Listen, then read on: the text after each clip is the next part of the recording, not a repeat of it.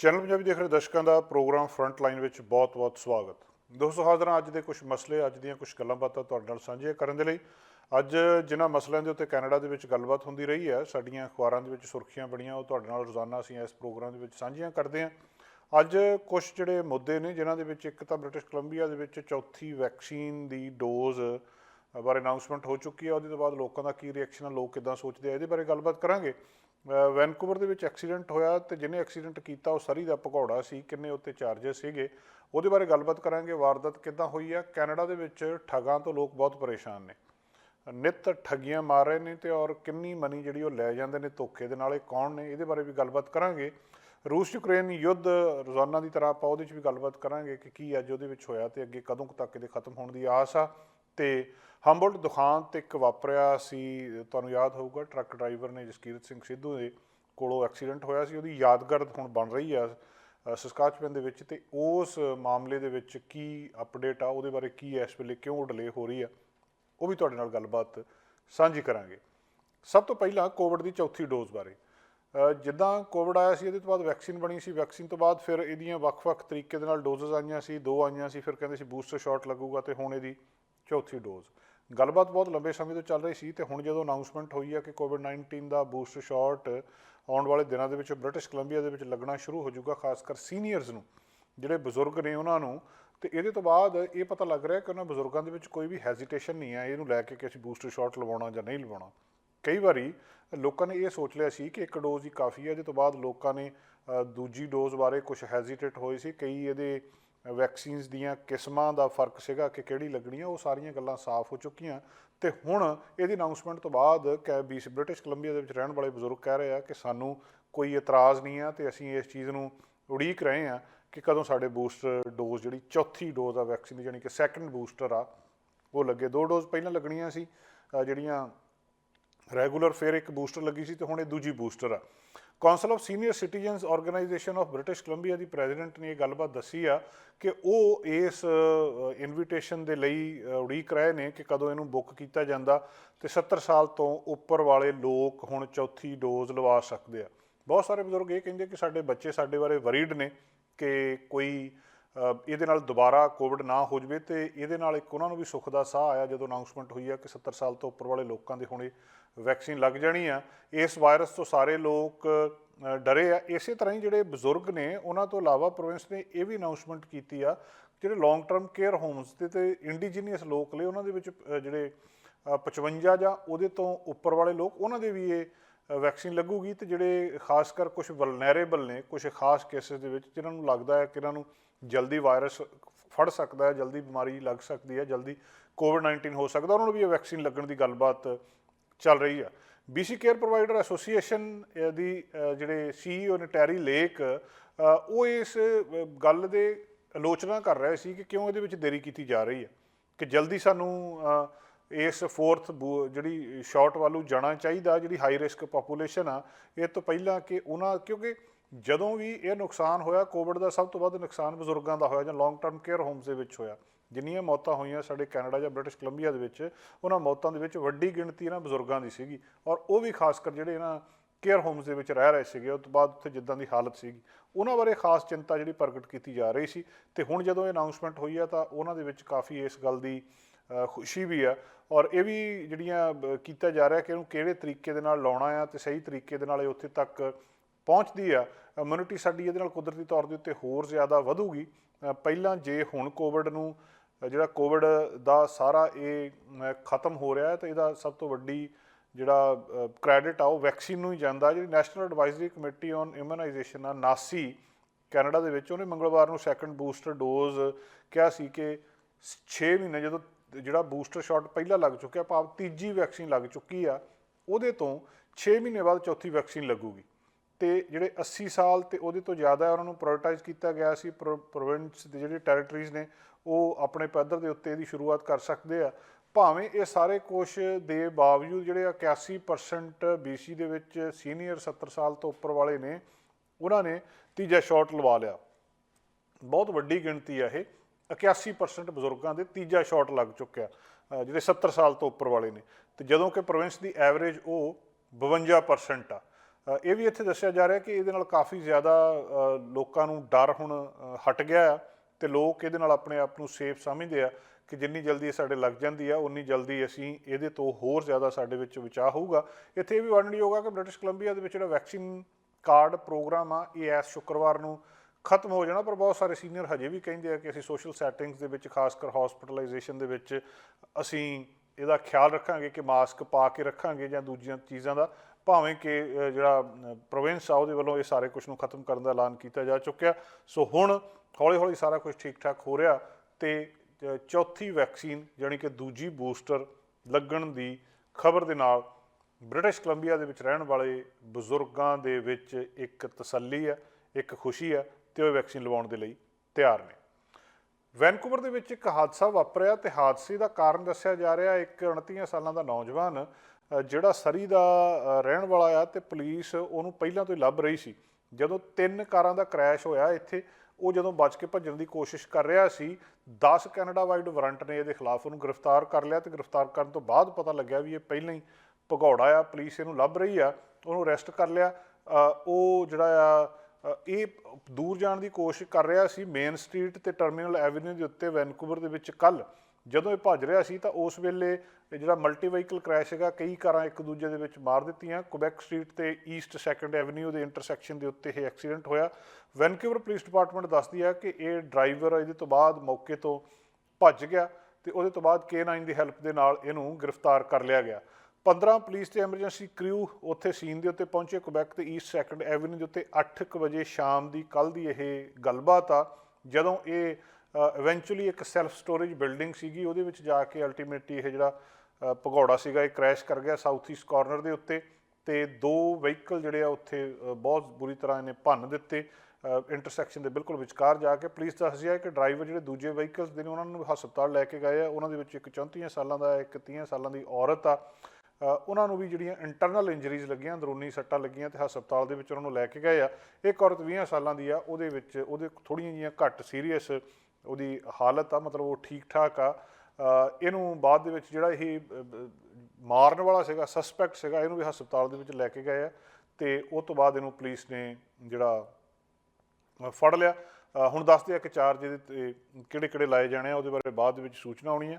ਕਈ ਵਾਰੀ ਇਸ ਤਰ੍ਹਾਂ ਦੀਆਂ ਘਟਨਾਵਾਂ ਵਾਪਰਦੀਆਂ ਕਿ ਇਹ ਵਿਅਕਤੀ ਇੱਕ ਥਾਂ ਤੋਂ ਪਿੱਛੋਂ ਭਗੌੜਾ ਹੁੰਦਾ, ਅੱਗੇ ਪੁਲਿਸ ਤੋਂ ਡਰਦਾ ਭੱਜਣ ਲੱਗਿਆ, ਉਹ ਫਿਰ ਅੱਗੇ ਜਾ ਕੇ ਕਿਸੇ ਦੇ ਵਿੱਚ ਐਕਸੀਡੈਂਟ ਕਰ ਲੈਂਦਾ। ਬਹੁਤ ਸਾਰੀਆਂ ਥਾਵਾਂ ਦੇ ਉੱਤੇ ਇਹ ਨਿਯਮ ਵੀ ਆ ਕਿ ਪੁਲਿਸ ਰੈਜ਼ੀਡੈਂਸ਼ੀਅਲ ਏਰੀਆਜ਼ ਦੇ ਵਿੱਚ ਜਾਂ ਜਿੱਥੇ ਕਿਤੇ ਬਹੁਤ ਭੀੜ ਆ ਸਿਟੀਜ਼ ਦੇ ਵਿੱਚ ਇਹਨਾਂ ਨੂੰ ਇੱਕ ਸਪੀਡ ਤੋਂ ਬਾਅਦ ਚੇਜ਼ ਨਹੀਂ ਕਰਦੀ। ਜੇਕਰ ਕੋਈ ਕਿਸੇ ਨੂੰ ਮਾਰ ਕੇ ਜਾਂ ਕੋਈ ਇੱਦਾਂ ਦਾ ਕੰਮ ਕਰਕੇ ਭੱਜ ਵੀ ਰਿਹਾ ਹੈ, ਪੁਲਿਸ ਉਹਨੂੰ ਜਾਣ ਦਿੰਦੀ ਆ, ਕਿਉਂਕਿ ਜੇ ਉਹਦਾ ਪਿੱਛਾ ਕਰਦੀ ਹੈ, ਪਿੱਛਾ ਕਰਨ ਵੇਲੇ ਉਹ ਗਾਂਹ ਕਿਸੇ ਹੋਰ ਨਾਲ ਐਕਸੀਡੈਂਟ ਕਰਕੇ ਕਿਸੇ ਹੋਰ ਨੂੰ ਮਾਰ ਸਕਦਾ ਤੇ ਪੁਲਿਸ ਨਹੀਂ ਚਾਹੁੰਦੀ ਕਿ ਕਿਸੇ ਹੋਰ ਦੀ ਜ਼ਿੰਦਗੀ ਰਿਸਕ ਦੇ ਵਿੱਚ ਪਵੇ। ਇਸ ਕਰਕੇ ਉਹਨੂੰ ਤਾਂ ਇਸ ਆਸ ਨਾਲ ਕਿ ਕਦੇ ਫੇਰ ਫੜਿਆ ਜਾ ਸਕਦਾ, ਪਰ ਜੇ ਇਹਨੇ ਇਹਦੇ ਵਿੱਚ ਕੋਈ ਗਾਂਹ ਐਕਸੀਡੈਂਟ ਕਰ ਦਿੱਤਾ ਉਹਦਾ ਜਿਹੜੀ ਪੂਰਤੀ ਨਹੀਂ ਹੋ ਸਕਦੀ। ਪਰ ਇਹ ਪੁਲਿਸ ਤੋਂ ਡਰਦਾ ਵਿਅਕਤੀ ਭੱਜਦਾ ਜਾ ਕੇ ਹੋਰ ਕਾਰਾਂ ਦਾ ਨੁਕਸਾਨ ਕਰ ਗਿਆ, ਪਰ ਕਿਸੇ ਵੀ ਜਾਨੀ ਨੁਕਸਾਨ ਤੋਂ ਇਹਦੇ ਵਿੱਚ ਬਚਾਅ ਹੋ ਗਿਆ। ਇੱਕ ਖਬਰ ਕੈਨੇਡਾ ਦੇ ਵਿੱਚ ਬਹੁਤ ਚਿੰਤਾ ਵਾਲੀ ਆ। ਖਬਰ ਇਹ ਆ ਕਿ ਕੈਨੇਡਾ ਦੇ ਵਿੱਚ ਲੋਕ ਲਗਾਤਾਰ ਠੱਗੀਆਂ ਦਾ ਸ਼ਿਕਾਰ ਹੋ ਰਹੇ ਆ।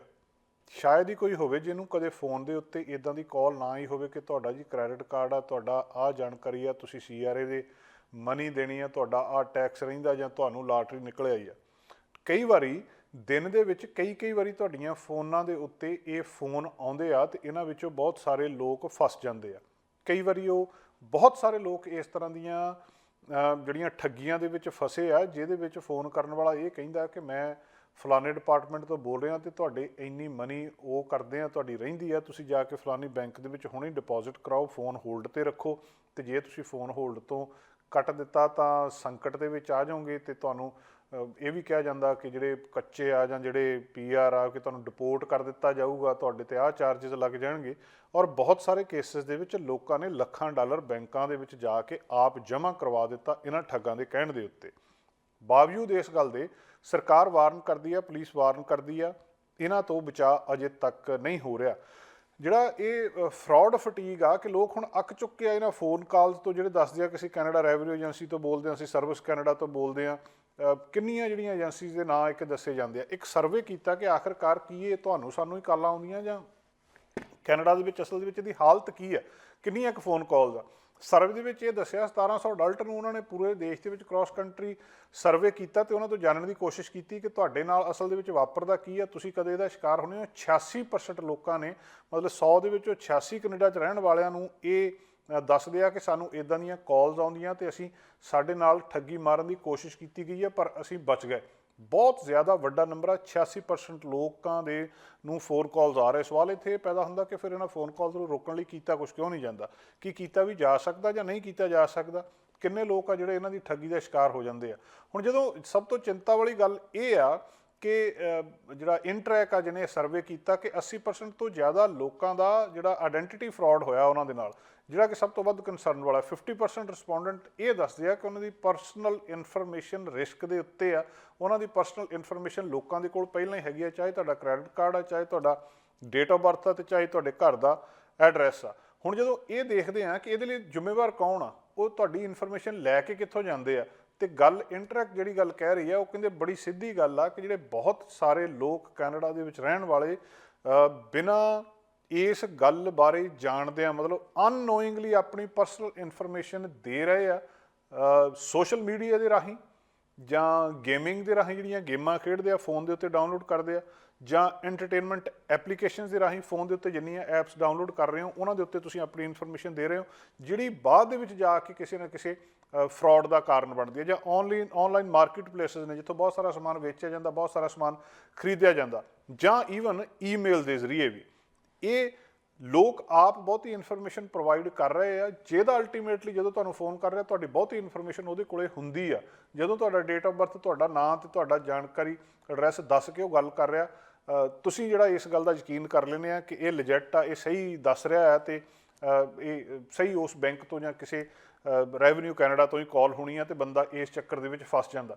ਜਿਹੜੇ ਇਹ ਫਰਾਡ ਆ, ਇਹ ਜਿਹੜੇ ਸਫਿਸਟੀਕੇਟਡ ਫਰਾਡ ਆ, ਇਸ ਵੇਲੇ ਸਭ ਤੋਂ ਵੱਡਾ ਕੈਨੇਡਾ ਦੇ ਵਿੱਚ ਖਤਰਾ ਬਣਿਆ ਆ। 86% ਲੋਕਾਂ ਦੇ ਉੱਤੇ ਇਹ ਕੋਸ਼ਿਸ਼ ਹੋ ਰਹੀ ਆ ਕਿ ਜਾਂ ਉਹਨਾਂ ਨੂੰ ਕੋਸ਼ਿਸ਼ ਕੀਤੀ ਗਈ ਆ ਕਿ ਕਿਸੇ ਨਾ ਕਿਸੇ ਤਰ੍ਹਾਂ ਉਹਨਾਂ ਨੂੰ ਲੁੱਟਿਆ ਜਾਵੇ, ਉਹਨਾਂ ਦੇ ਪੈਸੇ ਨੂੰ ਲੁੱਟਿਆ ਜਾਵੇ। 40% ਰਿਸਪੋਂਡੈਂਟ ਇਹ ਕਹਿੰਦੇ ਆ ਕਿ ਜਿਹੜੇ ਉਹਨਾਂ ਨੇ ਇਹਦੇ ਵਿੱਚ ਹੀ ਲੰਘੇ ਆ, ਕਿਸੇ ਨਾ ਕਿਸੇ ਉਹਨੇ ਐਕਸਪੀਰੀਅੰਸ ਕੀਤਾ ਇਸ ਚੀਜ਼ ਨੂੰ, ਜਿਹੜਾ ਉਹਨਾਂ ਦੀ ਪਰਸਨਲ ਇਨਫੋਰਮੇਸ਼ਨ ਜਾਣਦਾ ਸੀ। ਸੋ ਹੁਣ ਇਹ ਤੁਹਾਡਾ ਪਰਸਨਲ ਫੁੱਲ ਨੇਮ ਹੋ ਸਕਦਾ, ਐਡਰੈਸ ਹੋ ਸਕਦਾ, ਈਵਨ ਡੇਟ ਆਫ ਬਰਥ ਵੀ ਹੋ ਸਕਦੀ ਆ। ਪਰਸਨ ਜਿਹੜੇ ਲੋਕ ਕੰਪਿਊਟਰ ਜਾਂ ਇਸ ਤਰ੍ਹਾਂ ਦੇ, ਮਤਲਬ ਇੱਕ ਪਾਸੇ ਕ੍ਰੈਡਿਟ ਕਾਰਡ ਲੈ ਕੇ ਤੇ ਦੂਜੇ ਪਾਸੇ ਕੰਪਿਊਟਰ ਦੇ ਉੱਤੇ ਤੁਹਾਡੇ ਨਾਲ ਗੱਲਬਾਤ ਕਰ ਰਹੇ ਆ, 25% ਕੈਨੇਡੀਅਨ ਜਿਹੜੇ ਨੇ ਉਹ ਇਨਫੋਰਮੇਸ਼ਨ ਇਹਨੂੰ ਸਕਰੂਟਨਾਈਜ਼ ਨਹੀਂ ਕਰ ਸਕੇ। ਹੁਣ ਜਿਹੜਾ ਦੂਜੇ ਸ਼ਬਦਾਂ ਦੇ ਵਿੱਚ ਕਿਹਾ ਜਾ ਰਿਹਾ ਕਿ ਆਨਲਾਈਨ ਜਿਹੜਾ ਜੋ ਕੁਛ ਹੋ ਰਿਹਾ, ਇੰਟਰ ਕਾਰਪੋਰੇਸ਼ਨ ਕੈਨੇਡੀਅਨਸ ਨੂੰ ਅਰਜ਼ ਕਰ ਰਹੀ ਆ ਕਿ ਤੁਸੀਂ ਖਾਸ ਤੌਰ ਦੇ ਉੱਤੇ ਜਿਸ ਕਿਸਮ ਦੀ ਇਨਫੋਰਮੇਸ਼ਨ ਦਿੰਦੇ ਆ ਉਹਦੇ ਲਈ ਧਿਆਨ ਰੱਖੋ। ਇਹਨੂੰ ਗੁੱਡ ਡਿਜੀਟਲ ਹਾਈਜੀਨ ਇੱਕ ਟਰਮ ਵਰਤ ਰਹੇ ਆ ਕਿ ਤੁਹਾਨੂੰ ਇਹਦਾ ਪਤਾ ਹੋਣਾ ਚਾਹੀਦਾ ਸਾਰੇ ਕੁਛ ਦਾ, ਤੁਹਾਡਾ ਐਡਰੈਸ, ਤੁਹਾਡੀ ਲਾਇਸੈਂਸ ਡਿਟੇਲ, ਤੁਹਾਡੀ ਪਲੇਟ ਜਿਹੜੀ ਆ ਉਹ ਸੋਸ਼ਲ ਮੀਡੀਆ ਦੇ ਉੱਤੇ ਸ਼ੇਅਰ ਨਾ ਕਰੋ। ਆਮ ਤੌਰ ਦੇ ਉੱਤੇ ਕਾਰ ਦੀ ਫੋਟੋ ਪਾਉਂਦੇ ਹੋ, ਕਿਸੇ ਵਹੀਕਲ ਦੀ ਫੋਟੋ ਪਾਉਂਦੇ ਹੋ ਆਪਣੇ ਦੀ, ਉਹਦੀ ਲਾਇਸੈਂਸ ਪਲੇਟ ਨੂੰ ਹਾਈਡ ਕਰ ਲਓ। ਲਾਇਸੈਂਸ ਪਲੇਟ ਤੋਂ ਤੁਹਾਡੀ ਉਹ ਇਨਫੋਰਮੇਸ਼ਨ ਵੀ ਉੱਥੇ ਚਲੇ ਜਾਂਦੀ, ਪੂਰਾ ਨਾਂ ਤੁਸੀਂ ਤੇ ਡੇਟ ਆਫ ਬਰਥ ਉਹਦੇ ਉੱਤੇ ਸੋਸ਼ਲ ਮੀਡੀਆ ਦੇ ਪਾਇਆ। ਇਹਦੇ ਤੋਂ ਬਾਅਦ ਫਿਰ ਫਰਾਡ ਜਿਹੜੇ ਹੋਣੇ ਸ਼ੁਰੂ ਹੋ ਜਾਂਦੇ ਆ। ਰਿਸਰਚ ਇਹ ਦੱਸ ਰਹੀ ਆ ਕਿ ਜਿਹੜੇ ਡਿਜੀਟਲ ਵਰਲਡ ਦੇ ਵਿੱਚ ਤੁਸੀਂ ਜਿਸ ਤਰੀਕੇ ਦੇ ਨਾਲ ਬਿਹੇਵ ਕਰ ਰਹੇ ਹੋ, ਤੁਸੀਂ ਜਿਹੜਾ ਇਹ ਸਾਈਬਰ ਕ੍ਰਿਮੀਨਲਸ ਨੇ ਜਿਹੜੇ ਕੰਪਿਊਟਰ ਦੇ ਰਾਹੀਂ ਤੁਹਾਡੇ ਨਾਲ ਫਰਾਡ ਕਰ ਰਹੇ ਨੇ, ਉਹਨਾਂ ਦੇ ਲਈ ਬਹੁਤ ਸੌਖਾ ਟਾਰਗੇਟ ਤੁਹਾਡਾ ਬਣ ਜਾਂਦਾ। ਆਪਣੀ ਇੱਥੇ ਜਿਹੜੀ ਆਇਡੈਂਟੀਟੀ ਆ ਉਹ ਸਭ ਤੋਂ ਜ਼ਰੂਰੀ ਚੀਜ਼ ਆ। ਚਾਹੇ ਤੁਹਾਡੀ ਕੋਈ ਡਾਕੂਮੈਂਟ ਨੇ, ਚਾਹੇ ਤੁਹਾਡੇ ਕੋਈ ਕਾਗਜ਼ ਪੱਤਰ ਨੇ, ਉਹਨੂੰ ਸੁੱਟਣ ਤੋਂ ਪਹਿਲਾਂ ਫਾੜ ਦਿਓ। ਤੁਹਾਡੀ ਡੇਟ ਆਫ ਬਰਥ, ਤੁਹਾਡਾ ਨਾਂ, ਤੁਹਾਡੀ ਲਾਇਸੈਂਸ ਪਲੇਟ, ਕਾਰ ਦੀ ਫੋਟੋ ਪਾਉਣ ਲੱਗੇ ਸੋਸ਼ਲ ਮੀਡੀਆ ਦੇ ਉੱਤੇ, ਘਰ ਦੇ ਅੱਗੇ ਖੜ੍ਹ ਕੇ ਫੋਟੋ ਪਾਉਣ ਲੱਗੇ ਜਿਹਦੇ ਉੱਤੇ ਕਿ ਤੁਹਾਡੇ ਘਰ ਦਾ ਐਡਰੈਸ ਸਾਫ਼ ਨਜ਼ਰ ਆ ਰਿਹਾ, ਇਸ ਗੱਲ ਤੋਂ ਗੁਰੇਜ਼ ਕਰਕੇ ਇਹਦੇ ਤੋਂ ਬਚਿਆ ਜਾ ਸਕਦਾ। ਨਹੀਂ ਤਾਂ ਇੰਨੀ ਕੁ ਇਨਫੋਰਮੇਸ਼ਨ ਜਿਹੜੀ ਤੁਹਾਡੀ ਪਰਸਨਲ ਇਨਫੋਰਮੇਸ਼ਨ ਤੁਸੀਂ ਦੇ ਦਿੱਤੀ ਆ ਆਪ ਕਿਸੇ ਨੂੰ, ਤਾਂ ਉਹਨਾਂ ਦੀ ਜਿਹੜੀ ਬਹੁਤੀ ਜ਼ਿੰਮੇਵਾਰੀ ਤੁਹਾਡੀ ਬਣ ਜਾਂਦੀ ਹੈ ਕਿ ਤੁਸੀਂ ਜ਼ਿੰਮੇਵਾਰ ਆ ਜੇ ਉਹ ਫਰਾਡ ਤੁਹਾਡੇ ਨਾਲ ਹੋ ਰਿਹਾ। ਕੈਨੇਡੀਅਨ ਐਂਟੀ ਫਰਾਡ ਸੈਂਟਰ ਦੱਸ ਰਿਹਾ ਆ ਕਿ 2021 ਦੇ ਵਿੱਚ $380 ਮਿਲੀਅਨ ਦਾ ਫਰਾਡ ਹੋਇਆ ਕੈਨੇਡਾ ਦੇ ਵਿੱਚ। ਮਤਲਬ ਲੋਕਾਂ ਨੇ ਕਿਸੇ ਦੇ ਕਹਿਣ ਤੇ $380 ਮਿਲੀਅਨ ਉਹਨਾਂ ਦੇ ਖਾਤਿਆਂ ਦੇ ਵਿੱਚ ਜਾਂ ਤਾਂ ਜਮ੍ਹਾਂ ਕਰਵਾ ਦਿੱਤੇ, ਤੇ ਜਾਂ ਉਹਨਾਂ ਨੇ ਤੁਹਾਡੀ ਪਰਸਨਲ ਇਨਫੋਰਮੇਸ਼ਨ ਉਹਨਾਂ ਦੇ ਹੋਣ ਕਰਕੇ ਉਹਨਾਂ ਨੇ ਤੁਹਾਡੇ ਖਾਤਿਆਂ ਦੇ ਵਿੱਚੋਂ ਆਪ ਕੱਢ ਲਿਆ। $380 ਮਿਲੀਅਨ ਬਹੁਤ ਵੱਡੀ ਰਕਮ ਆ। ਬਚਿਆ ਜਾ ਸਕਦਾ ਜੇਕਰ ਥੋੜ੍ਹੀਆਂ ਗੱਲਾਂ ਦਾ ਖਿਆਲ ਰੱਖਿਆ ਜਾਵੇ, ਪਰ ਇਹਦੇ ਉੱਤੇ ਕੀ ਹੋਣਾ ਚਾਹੀਦਾ ਸਰਕਾਰ ਨੂੰ ਕੀ ਕਰਨਾ ਚਾਹੀਦਾ, ਇਹਨਾਂ ਨੂੰ ਕੀ ਫੜਿਆ ਜਾ ਸਕਦਾ, ਨਹੀਂ ਫੜਿਆ ਜਾ ਸਕਦਾ, ਇਹ ਅੱਜ ਲੋਕਾਂ ਦੇ ਸਾਹਮਣੇ ਬਹੁਤ ਸਾਰੇ ਸਵਾਲ ਨੇ ਕਿ ਜੇਕਰ ਇਹ ਨਿੱਤ ਦੀਆਂ ਫੋਨ ਕਾਲ ਤੁਹਾਨੂੰ ਆ ਰਹੀਆਂ, ਨਿੱਤ ਤੁਹਾਡੇ ਨਾਲ ਇਹ ਸਾਰਾ ਕੁਝ ਹੋ ਰਿਹਾ, ਤਾਂ ਕਿਤੇ ਨਾ ਕਿਤੇ ਇਹਦੇ ਲਈ ਕੋਈ ਨਾ ਕੋਈ ਜ਼ਿੰਮੇਵਾਰ ਜ਼ਰੂਰ ਹੋਣਾ ਚਾਹੀਦਾ। ਪੁਲਿਸ, ਸਰਕਾਰ ਜਿਹੜੀ ਇਹ ਸਾਰੇ ਕੁਝ ਨੂੰ ਰੋਕ ਸਕੇ ਤੇ ਇਹਨੂੰ ਨੱਥ ਪਾ ਸਕੇ, ਤਾਂ ਕਿ ਜੇ $360 ਮਿਲੀਅਨ ਪਿਛਲੇ ਸਾਲ ਲੋਕਾਂ ਦਾ ਚਲਿਆ ਗਿਆ, ਇਸ ਸਾਲ ਇਹਨੂੰ ਰੋਕਿਆ ਜਾ ਸਕੇ। ਰੂਸ ਯੂਕਰੇਨ ਯੁੱਧ ਅਸੀਂ ਲਗਾਤਾਰ ਗੱਲਬਾਤ ਕਰਦੇ ਆਉਂਦੇ ਹਾਂ ਰੋਜ਼ ਹੀ ਤੁਹਾਡੇ ਨਾਲ। ਅਗਲੇ ਦਿਨ ਦੇ ਵਿੱਚ ਕੀ ਹੋਇਆ, ਅੱਜ ਵੀ ਉਹ ਮਾਮਲਾ ਉੱਥੇ ਦਾ ਉੱਥੇ ਹੀ ਖੜਾ, ਲੜਾਈ ਚੱਲ ਰਹੀ ਹੈ, ਕਿਤੇ ਵੀ ਰੁਕ ਨਹੀਂ ਰਹੀ। ਨਿਊਜ਼ੀਲੈਂਡ ਸਰਕਾਰ ਨੇ ਰੂਸ 'ਚ ਹੋਣ ਵਾਲੇ ਜਿਹੜੇ ਸਾਰੇ ਇੰਪੋਰਟ ਨੇ ਉਹਨਾਂ ਦੇ ਉੱਤੇ 35% ਟੈਰਿਫ ਲਾ ਦਿੱਤਾ ਹੈ, ਉਹਦਾ ਫੈਸਲਾ ਕਰ ਰਹੇ। ਨਾਲ ਹੀ ਉਹ ਕਹਿੰਦੇ ਜਿਹੜੀ ਟੈਲੀਕਾਮ ਇਕਵਿਪਮੈਂਟ ਆ ਅਤੇ ਹੋਰ ਇੰਡਸਟਰੀਅਲ ਪ੍ਰੋਡਕਟਸ ਆ ਉਹਦੇ ਉੱਤੇ ਉਹਨਾਂ ਨੇ ਪਾਬੰਦੀ ਲਾ ਦਿੱਤੀ ਹੈ। ਅਮਰੀਕਾ ਦੇ ਉੱਤੇ ਲਗਾਤਾਰ ਇਹ ਪਾਬੰਦੀਆਂ ਜਾਰੀ ਨੇ। ਅਮਰੀਕਾ ਯੂਕਰੇਨ ਨੂੰ $100 ਮਿਲੀਅਨ ਦੀ ਹੋਰ ਸੁਰੱਖਿਆ ਸਹਾਇਤਾ ਦੇ ਰਿਹਾ। ਰਾਸ਼ਟਰਪਤੀ ਜੋ ਬਾਈਡਨ ਨੇ ਦੱਸਿਆ ਕਿ ਅਸੀਂ $100 ਮਿਲੀਅਨ ਦੀ ਹੋਰ ਸੁਰੱਖਿਆ ਸਹਾਇਤਾ, ਜਿਹਦੇ ਵਿੱਚ ਬਹੁਤ ਕੁਛ ਸਮਾਨ, ਹਥਿਆਰ, ਕਈ ਕੁਛ ਆ, ਉਹ ਦੇਣ ਜਾ ਰਹੇ ਹਾਂ। ਸ਼ਾਇਦ ਇਹਨਾਂ ਦੇਸ਼ਾਂ ਵੱਲੋਂ ਦਿੱਤੀ ਜਾ ਰਹੀ ਸਹਾਇਤਾ ਕਰਕੇ ਇਸ ਵੇਲੇ ਯੂਕਰੇਨ ਰੂਸ ਦੇ ਨਾਲ ਲੜਨ ਦੇ ਕਾਬਲ ਆ, ਅਤੇ ਉਹਨੇ ਬਾਵਜੂਦ ਇਹਨਾਂ ਨੁਕਸਾਨ ਹੋਣ ਦੇ ਬਾਵਜੂਦ ਵੀ ਰੂਸ ਨੂੰ ਆਪਣੀ ਥਾਂ ਦੇ ਉੱਤੇ ਰੋਕ ਕੇ ਰੱਖਿਆ ਹੈ। ਯੂਕਰੇਨ ਦੇ ਰਾਸ਼ਟਰਪਤੀ ਨੇ ਕਿਹਾ ਆ ਕਿ ਰੂਸ ਨੂੰ ਜਿਹੜਾ ਸੰਯੁਕਤ ਰਾਸ਼ਟਰ ਆ ਉਹਦੇ ਵਿੱਚੋਂ ਬਾਹਰ ਕੱਢ ਦਿੱਤਾ ਜਾਵੇ। ਯੂਕਰੇਨ ਦੇ ਉਪ ਪ੍ਰਧਾਨ ਮੰਤਰੀ ਦਾ ਕਹਿਣਾ ਹੈ ਕਿ ਤੁਰਕੀ ਦੀ ਮਦਦ ਦੇ ਨਾਲ ਮਰੀਆਪੋਲ ਖਾਲੀ ਕਰਾਇਆ ਜਾ ਸਕਦਾ ਆ। ਯੂਕਰੇਨੀ ਜਿਹੜੀ ਉਹਨਾਂ ਦੀ ਹਵਾਈ ਸੈਨਾ ਆ, ਉਹਨਾਂ ਨੇ ਦਾਅਵਾ ਕੀਤਾ ਕਿ ਰੂਸੀ ਸੈਨਾ ਜਿਹੜੀ ਆ ਬੈਲਾਰੂਸ ਤੋਂ ਮਿਜ਼ਾਈਲਾਂ ਦਾਗ ਰਹੀ ਆ, ਅਤੇ ਇਹ ਵੀ ਕਿਹਾ ਹੈ ਕਿ ਰੂਸੀ ਸੈਨਾ ਨੇ ਹੁਣ ਤੱਕ ਬੈਲਾਰੂਸ ਨੂੰ ਆਪਣਾ ਲਾਂਚ ਪੈਡ ਬਣਾ ਰੱਖਿਆ ਆ, ਅਤੇ ਉੱਥੋਂ ਹੀ ਯੂਕਰੇਨ ਦੇ ਉੱਤੇ ਮਿਜ਼ਾਈਲ ਹਮਲਾ ਕੀਤਾ ਜਾ ਰਿਹਾ। ਇੱਥੋਂ ਯੂਕਰੇਨ ਦੇ ਜਿਹੜੇ 8 ਰੂਸੀ ਕਰੂਜ਼ ਮਿਜ਼ਾਈਲਾਂ ਨੂੰ ਤਬਾਹ ਕਰਨ ਦਾ ਦਾਅਵਾ ਵੀ ਉਹਨਾਂ ਨੇ ਕੀਤਾ ਆ। ਵਾਈਟ ਹਾਊਸ ਦਾ ਇਹ ਕਹਿਣਾ ਆ ਕਿ ਰੂਸ ਦੇ ਨਾਲ ਮਤਲਬ ਇਹ ਕੁਛ ਗੱਲਾਂ ਇਸ ਤਰ੍ਹਾਂ ਦੀ ਵੀ ਆ ਰਹੀਆਂ, ਭਾਵੇਂ ਬਹੁਤੇ ਅਮਰੀਕਨ ਇਹ ਕਹਿ ਰਹੇ ਆ ਕਿ ਸਾਨੂੰ ਯੂਕਰੇਨ ਦੀ ਮਦਦ ਕਰਨੀ ਚਾਹੀਦੀ ਹੈ, ਪਰ ਸਿੱਧਾ ਅਮਰੀਕਾ ਰੂਸ ਦੇ ਨਾਲ ਟੱਕਰ ਲੈ ਲਵੇ, ਇਹ ਬਹੁਤੀ ਸਿਆਣੀ ਗੱਲ ਨਹੀਂ ਹੈ। ਉੱਥੋਂ ਦੀ ਜਿਹੜੀ ਪ੍ਰੈਸ ਸੈਕਟਰੀ ਆ ਜੇਨ ਸਾਕੀ ਵਾਈਟ ਹਾਊਸ ਦੀ, ਉਹਨੇ ਇਹ ਗੱਲ ਕਹੀ ਆ ਕਿ ਰੂਸ ਦੇ ਨਾਲ ਯੁੱਧ ਕਰਨਾ ਅਮਰੀਕੀ ਲੋਕਾਂ ਦੇ ਹਿੱਤ ਵਿੱਚ ਨਹੀਂ ਆ।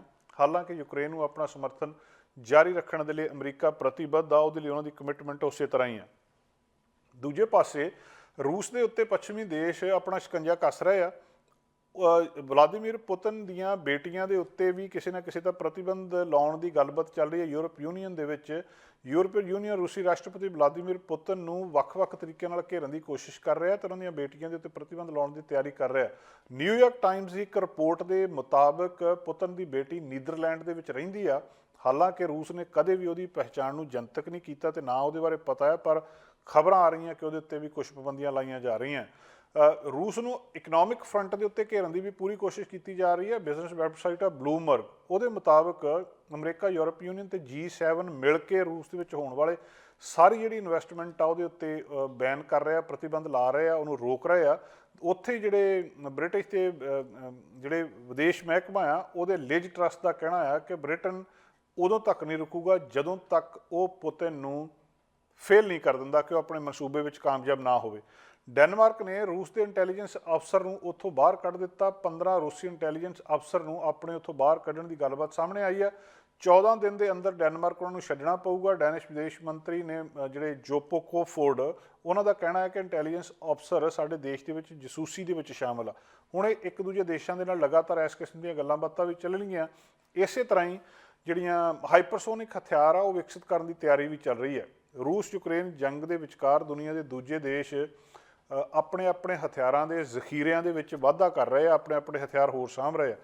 3 ਦੇਸ਼ ਇਕੱਠੇ ਹੋਏ ਆ, ਅਮਰੀਕਾ, ਬ੍ਰਿਟਨ ਤੇ ਜਿਹੜਾ ਆਸਟ੍ਰੇਲੀਆ। ਇਹ 3 ਦੇਸ਼ ਇਕੱਠੇ ਹੋ ਕੇ ਇਹਨਾਂ ਨੇ ਕੱਲ੍ਹ ਮੰਗਲਵਾਰ ਨੂੰ ਇੱਕ ਐਲਾਨ ਕੀਤਾ ਕਿ ਜਿਹੜੇ ਹਾਈਪਰਸੋਨਿਕ ਮਿਜ਼ਾਈਲਸ ਨੇ ਜਾਂ ਹਾਈਪਰਸੋਨਿਕ ਹਥਿਆਰ ਆ, ਇਹਨਾਂ ਨੂੰ ਵਿਕਸਿਤ ਕਰਨ ਦੇ ਲਈ, ਇਹਨਾਂ ਨੂੰ ਹੋਰ ਡਿਵੈਲਪ ਕਰਨ ਦੇ ਲਈ ਅਸੀਂ ਤਿੰਨੋਂ ਦੇਸ਼ ਰਲ ਕੇ ਇੱਕ ਸਮਝੌਤੇ ਦੇ ਤਹਿਤ ਕੰਮ ਕਰ ਰਹੇ ਹਾਂ ਤਾਂ ਕਿ ਹੋਰ ਹਥਿਆਰ ਇਕੱਠੇ ਕੀਤੇ ਜਾ ਸਕਣ।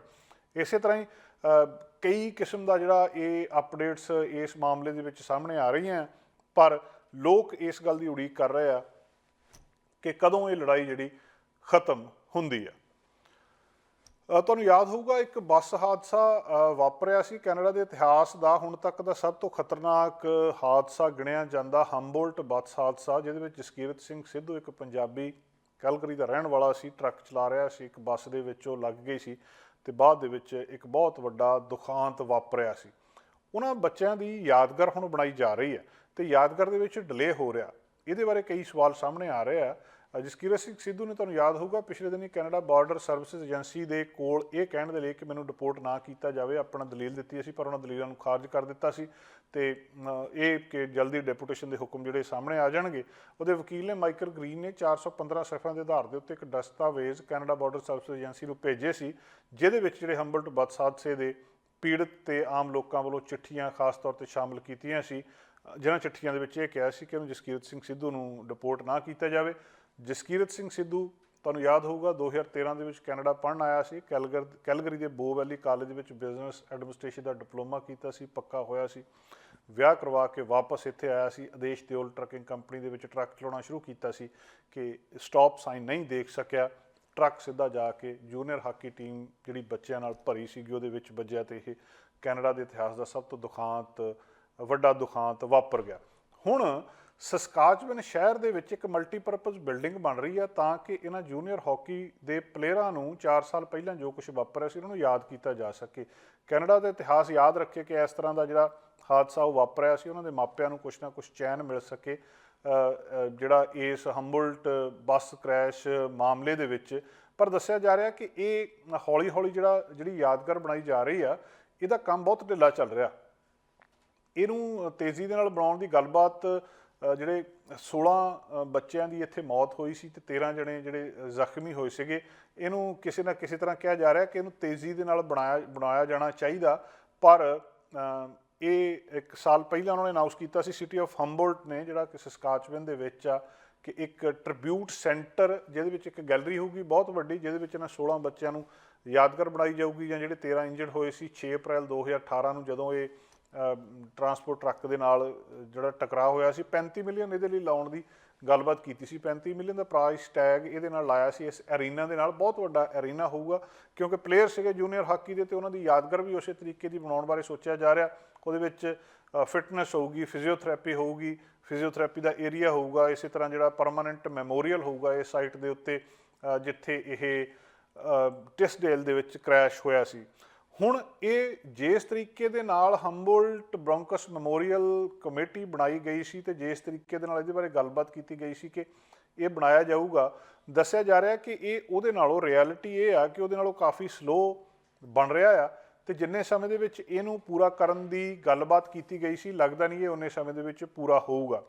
ਹੁਣ ਜਿਹੜੀਆਂ ਪ੍ਰੀਲਿਮਿਨਰੀ ਟਾਕਸ ਹੋਈਆਂ ਸੀ ਉਹਨਾਂ ਦੇ ਵਿੱਚ ਦੱਸਿਆ ਗਿਆ ਸੀ ਕਿ ਜਿਹੜੀ ਇਹ ਨੈਸ਼ਨਲ ਕੰਪਨੀਜ਼ ਦੇ ਨਾਲ ਜਿਹੜੇ ਲੋਕ ਨੇ ਵੱਖਰੇ ਗਵਰਨਮੈਂਟ ਦੇ ਲੈਵਲਸ ਦੇ ਨਾਲ ਗੱਲਬਾਤ ਹੋਈ ਸੀ, ਤਾਂ ਹੁਣ ਉਹਦੇ ਤੋਂ ਬਾਅਦ ਜਿਹੜਾ ਇਹ ਹੁਣ ਸਟੱਡੀਜ਼ ਜਿਹੜੀਆਂ ਦੱਸ ਰਹੀਆਂ ਕਿ ਜੇ ਇਸ ਰਫਤਾਰ ਦੇ ਨਾਲ ਇਹ ਯਾਦਗਾਰ ਬਣਦੀ ਰਹੀ ਤਾਂ ਇਹਨੇ ਉੱਥੇ ਤੱਕ ਨਹੀਂ ਪਹੁੰਚਣਾ। ਫਿਰ ਕੋਵਿਡ-19 ਆ ਗਿਆ, ਕੋਵਿਡ-19 ਕਰਕੇ ਕਈ ਕੁਛ ਹੋ ਗਿਆ।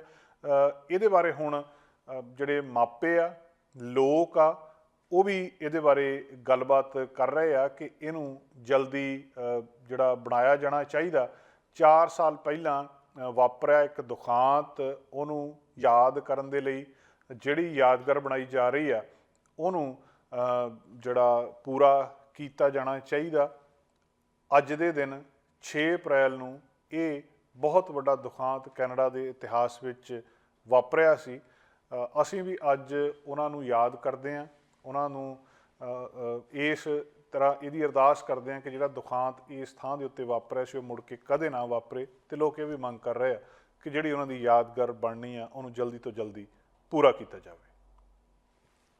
ਜਦੋਂ ਦਾ ਰੂਸ ਯੂਕਰੇਨ ਦਾ ਯੁੱਧ ਲੱਗਿਆ ਉਸ ਵੇਲੇ ਬਹੁਤ ਸਾਰੇ ਡਰਾਂ ਦੇ ਨਾਲ ਇੱਕ ਡਰ ਇਹ ਸੀ ਕਿ ਜਿਹੜੀਆਂ ਫਲਾਈਟਸ ਜਾ ਰਹੀਆਂ ਨੇ, ਕੁਝ ਫਲਾਈਟਸ ਉੱਥੋਂ ਦੇ ਉੱਤੋਂ ਦੀ ਹੋ ਕੇ ਜਾਂਦੀਆਂ ਨੇ, ਉਹਨਾਂ ਦਾ ਕੀ ਬਣੂਗਾ। ਫਲਾਈਟਸ ਬਹੁਤ ਸਾਰੀਆਂ ਬਦਲੀਆਂ ਵੀ ਸੀਗੀਆਂ। ਇੱਕ ਹੋਰ ਥਾਂ ਦੇ ਉੱਤੇ ਜੇਕਰ ਤੁਸੀਂ ਕੈਨੇਡਾ ਤੋਂ ਦਿੱਲੀ ਨੂੰ ਜਾਣਾ ਆ ਤਾਂ ਉਹ ਉਹਨਾਂ ਨੂੰ ਫਿਊਲ ਕਰਨ ਦੇ ਲਈ ਕਿਤੇ ਰੁਕਿਆ ਜਾਂਦਾ ਸੀ। ਅੱਜ ਏਅਰ ਕੈਨੇਡਾ ਦੀ ਇੱਕ ਖਾਸ ਖਬਰ ਕਿ 2 ਜੂਨ ਤੋਂ 6 ਸਤੰਬਰ ਤੱਕ ਜਿਨ੍ਹਾਂ ਲੋਕਾਂ ਨੇ ਵੈਨਕੂਵਰ ਤੋਂ ਦਿੱਲੀ ਜਾਣਾ ਸੀ ਉਹਨਾਂ ਫਲਾਈਟਸ ਨੂੰ ਸਸਪੈਂਡ ਕਰ ਦਿੱਤਾ ਗਿਆ। ਭਾਵ ਜੂਨ 2 ਤੋਂ ਵੈਨਕੂਵਰ ਤੋਂ ਦਿੱਲੀ 6 ਸਤੰਬਰ ਤੱਕ, ਤੇ ਇਸੇ ਤਰ੍ਹਾਂ ਹੀ ਉੱਧਰੋਂ ਜਿਨ੍ਹਾਂ ਨੇ ਦਿੱਲੀ ਤੋਂ ਇੱਧਰ ਨੂੰ ਆਉਣਾ ਸੀ ਵੈਨਕੂਵਰ ਨੂੰ, ਉਹ 4 ਜੂਨ ਤੋਂ ਲੈ ਕੇ 8 ਸਤੰਬਰ ਤੱਕ ਇਹ ਡਾਇਰੈਕਟ ਫਲਾਈਟ ਨੂੰ ਸਸਪੈਂਡ ਕਰ ਦਿੱਤਾ ਗਿਆ। ਇਹਦਾ ਮਤਲਬ ਇਹ ਦੱਸਿਆ ਜਾ ਰਿਹਾ ਕਿ ਜਿਨ੍ਹਾਂ ਲੋਕਾਂ ਨੇ ਇਸ ਸਮੇਂ ਦੇ ਦੌਰਾਨ ਆਪਣੀ ਟਿਕਟ ਬੁੱਕ ਕੀਤੀ ਸੀ ਉਹਨਾਂ ਨੂੰ ਆਟੋਮੈਟਿਕਲੀ ਉਹਨਾਂ ਨੂੰ ਦੂਜੀ ਅਲਟਰਨੇਟਿਵ ਫਲਾਈਟਸ ਦੇ ਵਿੱਚ ਪਾ ਦਿੱਤਾ ਜਾਊਗਾ। ਉਹ ਫਲਾਈਟਸ ਕਿਹੜੀਆਂ ਹੁੰਦੀਆਂ, ਇਹ ਜਾਂ ਤਾਂ ਤੁਸੀਂ ਜੇਕਰ ਕਿਸੇ ਟਰੈਵਲ ਏਜੰਸੀ ਤੋਂ ਟਿਕਟ ਖਰੀਦੀ ਆ ਅਤੇ ਉਹਨਾਂ ਦੇ ਨਾਲ ਕੋਂਟੈਕਟ ਕਰ ਲਓ, ਉਹ ਤੁਹਾਨੂੰ ਡਿਟੇਲ ਦੇ ਦੇਣਗੇ। ਤੁਹਾਡੇ ਆਉਣ ਦਾ ਅਤੇ ਜਾਣ ਦਾ ਪ੍ਰਬੰਧ ਏਅਰ ਕੈਨੇਡਾ ਜ਼ਰੂਰ ਕਰ ਰਹੀ ਹੈ, ਪਰ ਇਹ ਡਾਇਰੈਕਟ ਇਸ ਤਰੀਕੇ ਨਾਲ ਜਿਹੜੀ ਫਲਾਈਟ ਆ ਇਹਦੇ ਨਾਲ ਨਹੀਂ। ਇੱਥੇ ਇਹ ਵੀ ਦੱਸਣਯੋਗ ਆ ਕਿ ਦੂਜੇ ਪਾਸੇ ਜਿਹੜਾ ਟੋਰਾਂਟੋ ਆ, ਉੱਥੋਂ ਰੋਜ਼ ਜਿਹੜੀ ਫਲਾਈਟ ਨਵੀਂ ਦਿੱਲੀ ਦੇ ਲਈ ਡਾਇਰੈਕਟ ਫਲਾਈਟ ਇਸੇ ਤਰ੍ਹਾਂ ਚੱਲਦੀ ਰਹੂਗੀ। ਟੋਰਾਂਟੋ ਤੋਂ 7 ਫਲਾਈਟਾਂ ਹਫ਼ਤੇ ਦੇ ਵਿੱਚ ਅਤੇ 4 ਫਲਾਈਟਾਂ ਮੌਂਟਰੀਅਲ ਤੋਂ, ਭਾਵ ਟੋਟਲ 11 ਫਲਾਈਟਾਂ ਏਅਰ ਕੈਨੇਡਾ ਦੀਆਂ ਕੈਨੇਡਾ ਤੋਂ ਇੰਡੀਆ ਦੇ ਲਈ ਉਸੇ ਤਰ੍ਹਾਂ ਚੱਲਦੀਆਂ ਰਹਿਣਗੀਆਂ। ਸਿਰਫ ਜਿਹੜੀਆਂ ਵੈਨਕੂਵਰ ਤੋਂ ਦਿੱਲੀ ਜਾਣ ਵਾਲੀਆਂ ਅਤੇ ਦਿੱਲੀ ਤੋਂ ਵੈਨਕੂਵਰ ਆਉਣ ਵਾਲੀਆਂ ਫਲਾਈਟਾਂ ਦੇ ਉੱਤੇ ਇਹਦਾ ਅਸਰ ਪਊਗਾ, ਅਤੇ ਉਹ ਵੀ ਥੋੜ੍ਹੇ ਸਮੇਂ ਦੇ ਲਈ। ਫਿਰ ਦੱਸਿਆ ਜਾ ਰਿਹਾ ਕਿ 6 ਸਤੰਬਰ ਤੋਂ ਬਾਅਦ ਇਹ ਫਲਾਈਟਸ ਫਿਰ ਉਸੇ ਤਰ੍ਹਾਂ ਪਹਿਲਾਂ ਵਾਂਗ ਸ਼ੁਰੂ ਹੋ ਜਾਣਗੀਆਂ। ਵਿਚਕਾਰਲੇ ਸਮੇਂ ਦੇ ਦੌਰਾਨ, ਕਿਉਂਕਿ ਉਹ ਥਾਂ ਦੇ ਉੱਤੇ ਜਿਹੜਾ ਯੁੱਧ ਆ, ਲੜਾਈ ਆ, ਏਅਰ ਸਪੇਸ ਦਾ ਰੌਲਾ ਆ, ਇਹਦੇ ਕਰਕੇ ਇਹ ਜਿਹੜੀ ਏਅਰਲਾਈਨ ਆ ਅਫੋਰਡ ਨਹੀਂ ਕਰ ਸਕਦੀ ਕਿ ਇਸ ਤਰੀਕੇ ਦੇ ਨਾਲ ਕਿਤੇ ਰਸਤੇ ਦੇ ਵਿੱਚ ਰੋਕ ਕੇ ਉੱਥੋਂ ਫਿਰ ਜਹਾਜ਼ ਦੇ ਵਿੱਚ ਤੇਲ ਪਵਾ ਕੇ ਅਤੇ ਫਿਰ ਅੱਗੇ ਜਾਇਆ ਜਾਵੇ। ਵਾਇਬਲ ਨਹੀਂ ਆ, ਉਹਨਾਂ ਨੂੰ ਵਾਰਾ ਨਹੀਂ ਖਾਂਦਾ। ਇਸ ਗੱਲ ਕਰਕੇ 2 ਜੂਨ ਤੋਂ 6 ਸਤੰਬਰ ਤੱਕ ਵੈਨਕੂਵਰ ਤੋਂ ਨਵੀਂ Delhi direct flight air Canada ਦੀ ਸਸਪੈਂਡ ਕਰ ਦਿੱਤੀ ਗਈ ਆ। ਪਰ ਇਹਦੇ ਨਾਲ ਇਹ ਵੀ ਗੱਲ ਆ ਕਿ ਜਿਹੜੀਆਂ ਤੁਹਾਡੀਆਂ ਟਿਕਟਸ ਨੇ ਉਹਨਾਂ ਨੂੰ ਆਟੋਮੈਟਿਕਲੀ ਅਲਟਰਨੇਟਿਵ ਫਲਾਈਟਸ ਦੇ ਉੱਤੇ ਪਾ ਦਿੱਤਾ ਜਾਊਗਾ, ਤੁਹਾਡੇ ਆਉਣ ਜਾਣ ਦਾ ਪ੍ਰਬੰਧ ਕਰ ਦਿੱਤਾ ਜਾਊਗਾ। ਇਸ ਗੱਲ ਦੇ ਲਈ ਤੁਹਾਨੂੰ ਆਪਣੀ ਟਰੈਵਲ ਏਜੰਸੀ ਦੇ ਨਾਲ ਸੰਪਰਕ ਕਰਨਾ ਪਊਗਾ, ਅਤੇ ਇਸ ਸਮੇਂ ਦੇ ਦੌਰਾਨ ਇੱਕ ਵਾਰੀ ਫਿਰ ਜੇ ਔਨਲਾਈਨ ਟਿਕਟ ਬਾਈ ਕੀਤੀ ਆ ਤਾਂ ਉੱਥੋਂ ਆਪਣੀ ਨਵੀਂ ਜਿਹੜੀ ਟਰੈਵਲ ਪਲਾਨ ਆ ਉਹਨੂੰ ਡਾਊਨਲੋਡ ਕਰਨਾ ਪਊਗਾ। ਥੋੜ੍ਹੀ ਜਿਹੀ ਤਬਦੀਲੀ ਇਹਦੇ ਵਿੱਚ ਹੋ ਸਕਦੀ ਆ, ਉਹ ਤਬਦੀਲੀ ਜ਼ਰੂਰ ਜਾਣੋ। 2 ਜੂਨ ਤੋਂ 6 ਸਤੰਬਰ ਤੱਕ ਵੈਨਕੂਵਰ ਤੋਂ ਕੈਨੇਡਾ ਜਾਣ ਵਾਲੇ, ਅਤੇ 4 ਜੂਨ ਤੋਂ 8 ਸਤੰਬਰ ਤੱਕ ਮਾਫੀ ਚਾਹੁੰਦੇ ਵੈਨਕੂਵਰ ਤੋਂ ਨਵੀਂ ਦਿੱਲੀ ਜਾਣ ਵਾਲੇ, ਅਤੇ 4 ਜੂਨ ਤੋਂ 8 ਸਤੰਬਰ ਤੱਕ ਨਵੀਂ ਦਿੱਲੀ ਤੋਂ ਵੈਨਕੂਵਰ ਆਉਣ ਵਾਲੇ ਯਾਤਰੀ ਆਪਣੇ ਟਰੈਵਲ ਏਜੰਸੀ ਨਾਲ ਕੰਟੈਕਟ ਕਰਕੇ ਇਹਦੇ ਸੰਬੰਧੀ ਹੋਰ ਜਾਣਕਾਰੀ ਲੈ ਸਕਦੇ ਆ। 6 ਅਪ੍ਰੈਲ 2018 ਨੂੰ ਇੱਕ ਕੈਨੇਡਾ ਦੇ ਵਿੱਚ ਹਾਦਸਾ ਵਾਪਰਦਾ, ਜਿਹੜਾ ਕੈਨੇਡਾ ਦੇ ਵਿੱਚ ਵਾਪਰੇ ਬਹੁਤ ਵੱਡੇ ਦੁਖਾਂਤਾਂ ਦੇ ਵਿੱਚੋਂ ਇੱਕ ਦੁਖਾਂਤ ਬਣ ਜਾਂਦਾ। ਥੰਬੋਲਟ ਹਾਦਸਾ, ਜਿਹਦੇ ਵਿੱਚ ਕਿ ਜਸਕੀਰਤ ਸਿੰਘ ਸਿੱਧੂ ਨਾਂ ਦਾ ਇੱਕ ਵਿਅਕਤੀ ਕੈਲਗਰੀ ਦੇ ਵਿੱਚ ਰਹਿੰਦਾ, ਟਰੱਕ ਚਲਾਉਂਦਾ, ਇੰਟਰਸੈਕਸ਼ਨ ਦੇ ਉੱਤੇ ਜਾ ਕੇ ਸਟਾਪ ਸਾਈਨ ਦੇਖਦਾ ਨਹੀਂ ਜਾਂ ਕੀ ਗਲਤੀ ਹੁੰਦੀ ਆ, ਇੱਕ ਬੱਚਿਆਂ ਦੀ ਬੱਸ ਆ ਰਹੀ ਆ, ਉਹਦੇ ਨਾਲ ਟਕਰਾ ਜਾਂਦਾ, ਬਹੁਤ ਵੱਡਾ ਦੁਖਾਂਤ ਵਾਪਰ ਜਾਂਦਾ।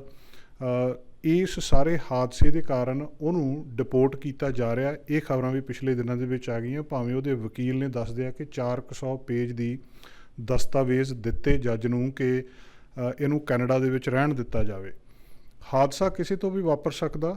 ਜਸਕੀਰਤ ਸਿੰਘ ਸਿੱਧੂ ਕੈਨੇਡਾ ਦੇ ਵਿੱਚ ਪੜ੍ਹਨ ਆਇਆ ਸੀ, ਪੜ੍ਹਦਾ ਸੀ, ਪੜ੍ਹਨ ਤੋਂ ਬਾਅਦ ਪੱਕਾ ਹੋ ਗਿਆ। ਪੱਕਾ ਹੋਣ ਤੋਂ ਬਾਅਦ ਇਹ ਐਕਸੀਡੈਂਟ ਹੋ ਗਿਆ, ਟਰੱਕ ਇੱਕ ਬੱਚਿਆਂ ਦੀ ਬੱਸ ਦੇ ਵਿੱਚ ਵੱਜਦਾ, ਜਿਹਦੇ ਨਾਲ ਕੈਨੇਡਾ ਦੇ ਇਤਿਹਾਸ ਦਾ ਇੱਕ ਬਹੁਤ ਵੱਡਾ ਦੁਖਾਂਤ ਵਾਪਰ ਜਾਂਦਾ, ਬੱਚਿਆਂ ਦੀ ਮੌਤ ਹੋ ਜਾਂਦੀ ਹੈ।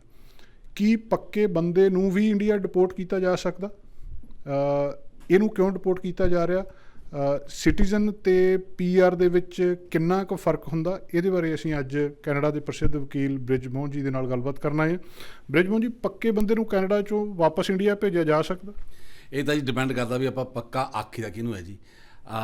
ਜੇ ਤੁਹਾਡਾ ਜਿਹੜਾ ਸਟੇਟਸ ਹੈ ਇਕੱਲਾ ਪਰਮਾਨੈਂਟ ਰੈਜ਼ੀਡੈਂਟ ਦਾ ਹੈਗਾ, ਤਾਂ ਜੇ ਤੁਸੀਂ ਕਿਸੇ ਵੀ ਕ੍ਰਾਈਮ ਵਿੱਚ ਇਨਵੋਲਵ ਹੋ ਜਾਂਦੇ ਹੋ ਜਿਹਦੇ ਵਿੱਚ ਤੁਹਾਨੂੰ 10 ਸਾਲ ਤੱਕ ਦੀ ਸਜ਼ਾ ਹੋ ਸਕਦੀ ਹੈ, ਪਰ ਤੁਸੀਂ ਇੱਕ ਦਿਨ ਵੀ ਸਲਾਖਾਂ ਦੇ ਪਿੱਛੇ ਨਾ ਜਾਓ, ਤਾਂ ਤੁਹਾਡਾ ਜਿਹੜਾ ਡਿਪੋਰਟੇਸ਼ਨ ਦਾ ਪ੍ਰੋਸੈਸ ਸ਼ੁਰੂ ਹੋ ਜਾਂਦਾ ਹੈ। ਜਿਹੜੇ ਬੰਦੇ ਇੱਥੇ ਸਿਟੀਜ਼ਨ ਹੈ, ਇੱਥੇ ਦੇ ਨਾਗਰਿਕ ਹੈ, ਉਹਨਾਂ ਨੂੰ ਆਮ ਤੌਰ 'ਤੇ ਛੇੜਿਆ ਨਹੀਂ ਜਾ ਸਕਦਾ ਅਨਲੈਸ ਐਂਡ ਅੰਟਲ ਉਹਨਾਂ ਨੇ ਆਪਣੀ ਜਿਹੜੀ ਨਾਗਰਿਕਤਾ ਹੈ ਉਹਦੇ 'ਚ ਕੋਈ ਖੋਟ ਹੋਵੇ, ਉਹਨਾਂ ਨੇ ਕੋਈ ਝੂਠ ਬੋਲ ਕੇ ਨਾਗਰਿਕਤਾ ਪ੍ਰਾਪਤ ਕੀਤੀ ਹੋਵੇ।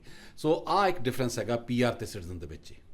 ਸੋ ਇਹਦਾ ਮਤਲਬ ਜੇ ਇਹੀ ਐਕਸੀਡੈਂਟ ਕਰਨ ਵਾਲਾ ਵਿਅਕਤੀ ਇੱਥੇ ਦਾ ਸਿਟੀਜ਼ਨ ਹੁੰਦਾ ਤਾਂ ਉਹਨੂੰ ਡਿਪੋਰਟ ਨਹੀਂ ਕੀਤਾ ਜਾ ਸਕਦਾ ਸੀ? ਬਿਲਕੁਲ ਜੀ, ਤਾਂ ਹੀ ਅਸੀਂ ਹਮੇਸ਼ਾ ਕਹੀਦਾ ਕਿ ਵੀ ਜਿਹੜੇ ਪਰਮਾਨੈਂਟ ਰੈਜ਼ੀਡੈਂਟਸ ਹੈ ਇਹਨਾਂ ਨੂੰ ਹਮੇਸ਼ਾ ਦੂਜੇ ਦਰਜੇ ਦਾ ਸ਼ਹਿਰੀ ਮੰਨਿਆ ਜਾਂਦਾ ਹੈ। ਚਾਹੇ ਉਹ ਆਪਣਾ ਪੂਰਾ ਬਰਾਬਰ ਦਾ ਟੈਕਸਿਸ ਪੇ ਕਰਦੇ ਆ, ਸਭ ਕੁਛ ਆਪਣੀਆਂ ਪੂਰੀਆਂ ਜ਼ਿੰਮੇਵਾਰੀਆਂ ਪੂਰੀਆਂ ਕਰਦੇ ਆ, ਪਰ ਜਿਹੜੇ ਨਾਗਰਿਕ ਆ ਉਹਨਾਂ ਨੂੰ ਹਮੇਸ਼ਾ ਪਹਿਲਾ ਦਰਜਾ ਦਿੱਤਾ ਜਾਂਦਾ।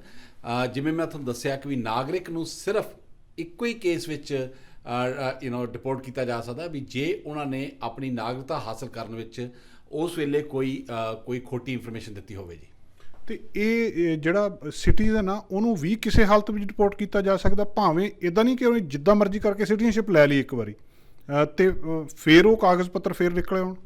ਨਹੀਂ ਜੀ, ਜੇ ਤੁਸੀਂ ਸਿਟੀਜ਼ਨਸ਼ਿਪ ਲੈ ਲਈ ਉਸ ਤੋਂ ਬਾਅਦ 30 ਸਾਲ ਹੋ ਗਏ, ਤੁਹਾਡੇ ਆਪਣੇ ਬੱਚੇ, ਤੁਹਾਡੇ ਦੋਤੇ ਪੋਤੇ ਇੱਥੇ ਆ ਗਏ, ਤੇ ਜੇ ਇਹਨਾਂ ਨੂੰ ਬਾਅਦ 'ਚ ਪਤਾ ਲੱਗ ਜੇ ਕਿ ਵੀ ਤੁਸੀਂ ਸਿਟੀਜ਼ਨਸ਼ਿਪ ਲੈਣ ਵੇਲੇ ਝੂਠ ਬੋਲਿਆ ਸੀਗਾ, ਫੋਰ ਐਗਜ਼ਾਮਪਲ ਜੇ ਉਹਨਾਂ ਨੇ ਪੁੱਛਿਆ ਵੀ ਤੁਸੀਂ ਕਦੇ ਕੋਈ ਵਾਰ ਕ੍ਰਾਈਮ ਦੇ ਵਿੱਚ ਪਾਰਟਿਸਿਪੇਟ ਤਾਂ ਨਹੀਂ ਕੀਤਾ, ਜੇ ਤੁਸੀਂ ਕਹਿੰਦੇ ਮੈਂ ਨਹੀਂ ਕੀਤਾ, ਜਾਂ ਕੋਈ ਇਹੋ ਜਿਹੀ ਗੱਲਬਾਤ ਜਿਹੜੀ ਤੁਸੀਂ ਉਹਨਾਂ ਨੂੰ ਗਲਤ ਇਨਫੋਰਮੇਸ਼ਨ ਦਿੰਦੇ ਹੋ, ਉਸ ਗਲਤ ਇਨਫੋਰਮੇਸ਼ਨ ਦੇ ਬਿਨਾਂ 'ਤੇ ਅਗਰ ਉਹਨਾਂ ਨੂੰ ਪਤਾ ਹੁੰਦਾ ਵੀ ਤੁਸੀਂ ਗਲਤ ਇਨਫੋਰਮੇਸ਼ਨ ਦੇ ਰਹੇ ਹੋ, ਤਾਂ ਉਹਨਾਂ ਨੇ ਤੁਹਾਨੂੰ ਟੂ ਸਟਾਰਟ ਵਿਦ ਸਿਟੀਜ਼ਨਸ਼ਿਪ ਦੇਣੀ ਨਹੀਂ ਸੀਗੀ। ਜੇ ਕੋਈ ਇਹੋ ਜਿਹੇ ਹਾਲਾਤ ਹੈ ਤਾਂ ਚਾਹੇ ਤੁਹਾਨੂੰ ਇੱਥੇ ਰਹਿੰਦੇ ਨੂੰ 30 ਸਾਲ ਹੋ ਗਏ, ਚਾਹੇ 50 ਸਾਲ ਹੋ ਗਏ, ਚਾਹੇ ਤੁਹਾਡੀਆਂ 3 ਪੁਸ਼ਤਾਂ ਇੱਥੇ ਰਹਿ ਰਹੀਆਂ, ਤੁਹਾਡੀ ਜਿਹੜੀ ਸਿਟੀਜ਼ਨਸ਼ਿਪ ਆ ਉਹਨੂੰ ਰਿਵੋਕ ਕੀਤਾ ਜਾ ਸਕਦਾ ਜੀ।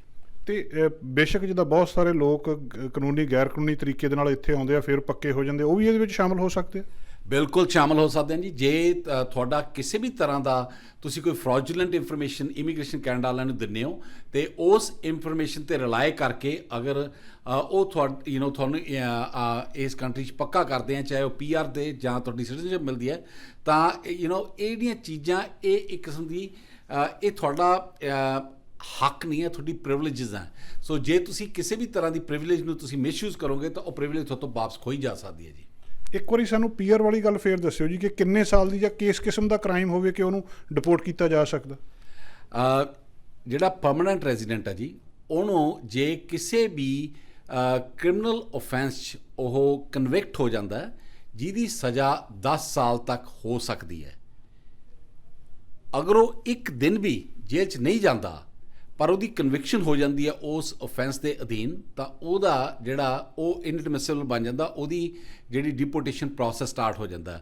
ਨੰਬਰ 2, ਜੇ ਕੋਈ ਵੀ PR ਜਿਹਨੂੰ 6 ਮਹੀਨੇ ਤੋਂ ਉੱਪਰ ਇੱਕ ਦਿਨ ਉੱਪਰ ਕੈਦ ਹੋ ਜਾਵੇ, ਉਹਦਾ ਜਿਹੜਾ ਰਾਈਟ ਟੂ ਅਪੀਲ ਉਹ ਖਤਮ ਹੋ ਜਾਂਦਾ ਹੈ ਜੀ। ਇਸ ਕੇਸ ਦੇ ਵਿੱਚ ਜਿੱਦਾਂ ਕਿ 16 ਬੱਚੇ ਮਾਰੇ ਗਏ ਸੀ, ਉਹਨਾਂ 'ਚੋਂ ਬਹੁਤਾਂ ਦੇ ਮਾਪਿਆਂ ਨੇ ਵੀ ਕਹਿ ਦਿੱਤਾ ਕਿ ਇਹਨੂੰ ਇੱਥੇ ਰਹਿਣ ਦਾ ਹੱਕ ਦੇ ਦਿੱਤਾ ਜਾਵੇ, ਸਾਡੇ ਨਾਲ ਜੋ ਭਾਣਾ ਵਾਪਰਨਾ ਸੀ ਵਾਪਰ ਗਿਆ, ਇਹਨੂੰ ਕੈਨੇਡਾ 'ਚ ਰਹਿਣ ਦਿਓ, ਫਿਰ ਵੀ ਨਹੀਂ ਕੁਝ ਹੋ ਸਕਦਾ ਜੀ? ਰਾਈਟ ਨਾਓ ਜੋ ਕੁਝ ਹੋ ਰਿਹਾ, ਇਹ ਆਪਾਂ ਇਹ ਨਹੀਂ ਕਹਿ ਸਕਦੇ ਵੀ ਸਾਨੂੰ ਬਹੁਤ ਅਚੰਭਾ ਹੈ ਕਿਉਂ ਹੋ ਰਿਹਾ, ਕਿਉਂਕਿ 16 ਬੱਚਿਆਂ ਦੀ ਮੌਤ ਹੋਈ ਹੈ। ਜਿਵੇਂ ਤੁਸੀਂ ਦੱਸਿਆ ਕਿ ਵੀ ਇਹ ਕੈਨੇਡਾ ਦੀ ਸਾਰਿਆਂ ਨਾਲੋਂ ਵੱਡੀ ਤਰਾਸ਼ਦੀਆਂ 'ਚੋਂ ਇੱਕ ਹੈ, ਇਸ ਤੋਂ ਬੜਾ ਦੁਖਾਂਤ ਹੋ ਹੀ ਨਹੀਂ ਸਕਦਾ। ਪਰ ਬਾਏ ਦਾ ਐਂਡ ਆਫ ਦਾ ਡੇ ਆਪਾਂ ਭੁੱਲ ਨਹੀਂ ਸਕਦੇ ਕਿ ਵੀ ਇਹ ਇੱਕ ਸਿੰਪਲ ਮੋਟਰ ਵਹੀਕਲ ਐਕਸੀਡੈਂਟ ਸੀਗਾ, ਮਾੜੀ ਜਿਹੀ ਅਲਗਰਜੀ ਹੋ ਗਈ, ਇੱਕ ਸਟਾਪ ਸਾਈਨ ਮਿਸ ਹੋ ਗਿਆ ਤੇ ਇੰਨੇ ਬੰਦਿਆਂ ਦੀ ਜਾਨ ਚਲੀ ਗਈ ਤੇ ਇੰਨੇ ਬੰਦੇ ਫੱਟੜ ਹੋ ਗਏ।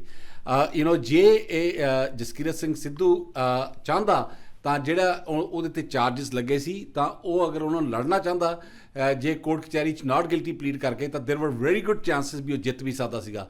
ਪਰ ਉਹਨੇ ਸ਼ੁਰੂ ਤੋਂ ਹੀ ਗੋਡੇ ਟੇਕ ਤੇ ਉਹਨੇ ਲੜਨ ਦੀ ਬਿਲਕੁਲ ਕੋਸ਼ਿਸ਼ ਹੀ ਨਹੀਂ ਕੀਤੀ।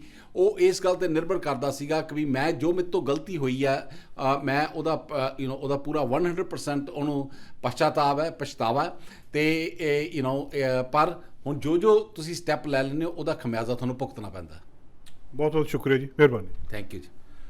ਦੋਸਤੋ, ਅਸੀਂ ਬ੍ਰਿਜਮੋਹਨ ਜੀ ਦੇ ਨਾਲ ਗੱਲਬਾਤ ਕੀਤੀ, ਬਹੁਤੀ ਗੱਲ ਇਹਨਾਂ ਨੇ ਸਾਫ਼ ਕਰ ਦਿੱਤੀ ਆ। ਅੱਜ 6 ਅਪ੍ਰੈਲ 2018 ਨੂੰ ਜਿਹੜਾ ਹਾਦਸਾ ਵਾਪਰਿਆ ਸੀ, ਉਹਨੇ ਕਈ ਸਵਾਲ ਪੈਦਾ ਕਰ ਦਿੱਤੇ ਸਾਡੇ ਸਾਹਮਣੇ। ਇੱਕ ਗਲਤੀ, ਇੱਕ ਸਟਾਪ ਸਾਈਨ ਮਿਸ ਕੀਤਾ, 16 ਬੱਚਿਆਂ ਦੀ ਜਾਨ ਚਲੇ ਗਈ, 13 ਜ਼ਖਮੀ ਹੋ ਗਏ। ਪਰ ਉਸ ਬੰਦੇ ਨੇ ਉਸੇ ਦਿਨ ਹੀ ਕਹਿਤਾ ਕਿ ਮੇਰੀ ਗਲਤੀ ਆ, ਮੈਨੂੰ ਦੁੱਖ ਆ, ਜੋ ਅਦਾਲਤ ਸਜ਼ਾ ਦੇਊਗੀ ਉਹ ਮੈਂ ਕਬੂਲ ਕਰੂੰਗਾ, ਤੇ ਸਜ਼ਾ ਉਹਨੂੰ ਹੋਈ ਆ। ਤੇ ਸਜ਼ਾ ਦੇ ਨਾਲ ਸਭ ਤੋਂ ਵੱਡੀ ਸਜ਼ਾ ਇਹ ਆ ਕਿ ਉਹਨੂੰ ਵਾਪਸ ਇੰਡੀਆ ਜਾਣਾ ਪੈਣਾ। ਇੱਥੇ ਇਹ ਵੀ ਦੱਸ ਦੇਣਾ ਚਾਹੁੰਦੇ ਹਾਂ ਕਿ ਬੰਦਾ ਕੈਨੇਡਾ ਦੇ ਵਿੱਚ ਜਦੋਂ ਆਉਂਦਾ, ਉਹਦੇ ਤੋਂ ਬਾਅਦ ਪਹਿਲਾਂ ਪਰਮਾਨੈਂਟ ਰੈਜ਼ੀਡੈਂਸ ਹੁੰਦਾ, PR ਲੈਂਦਾ, PR ਤੋਂ ਕੁਝ ਸਾਲਾਂ ਬਾਅਦ ਫਿਰ ਉਹ ਸਿਟੀਜ਼ਨਸ਼ਿਪ ਲਈ ਅਪਲਾਈ ਕਰਦਾ, ਫਿਰ ਉਹਨੂੰ ਸਿਟੀਜ਼ਨਸ਼ਿਪ ਮਿਲਦੀ ਆ। PR ਨੂੰ ਵਾਪਸ ਭੇਜਿਆ ਜਾ ਸਕਦਾ ਤੇ ਕੁਝ ਹਾਲਤਾਂ ਦੇ ਵਿੱਚ ਸਿਟੀਜ਼ਨ ਨੂੰ ਵੀ। ਕੈਮਰਾਮੈਨ ਅਮਿਤ ਪਨੇਸਰ ਨਾਲ ਜਸਕਰਨ, ਚੈਨਲ ਪੰਜਾਬੀ, ਸਰੀ। ਅਸੀਂ ਇਸ ਵੇਲੇ ਖੜੇ ਹਾਂ ਗੁਰਦੁਆਰਾ ਸਾਹਿਬ ਦਸਮੇਸ਼ ਦਰਬਾਰ ਸਰੀ।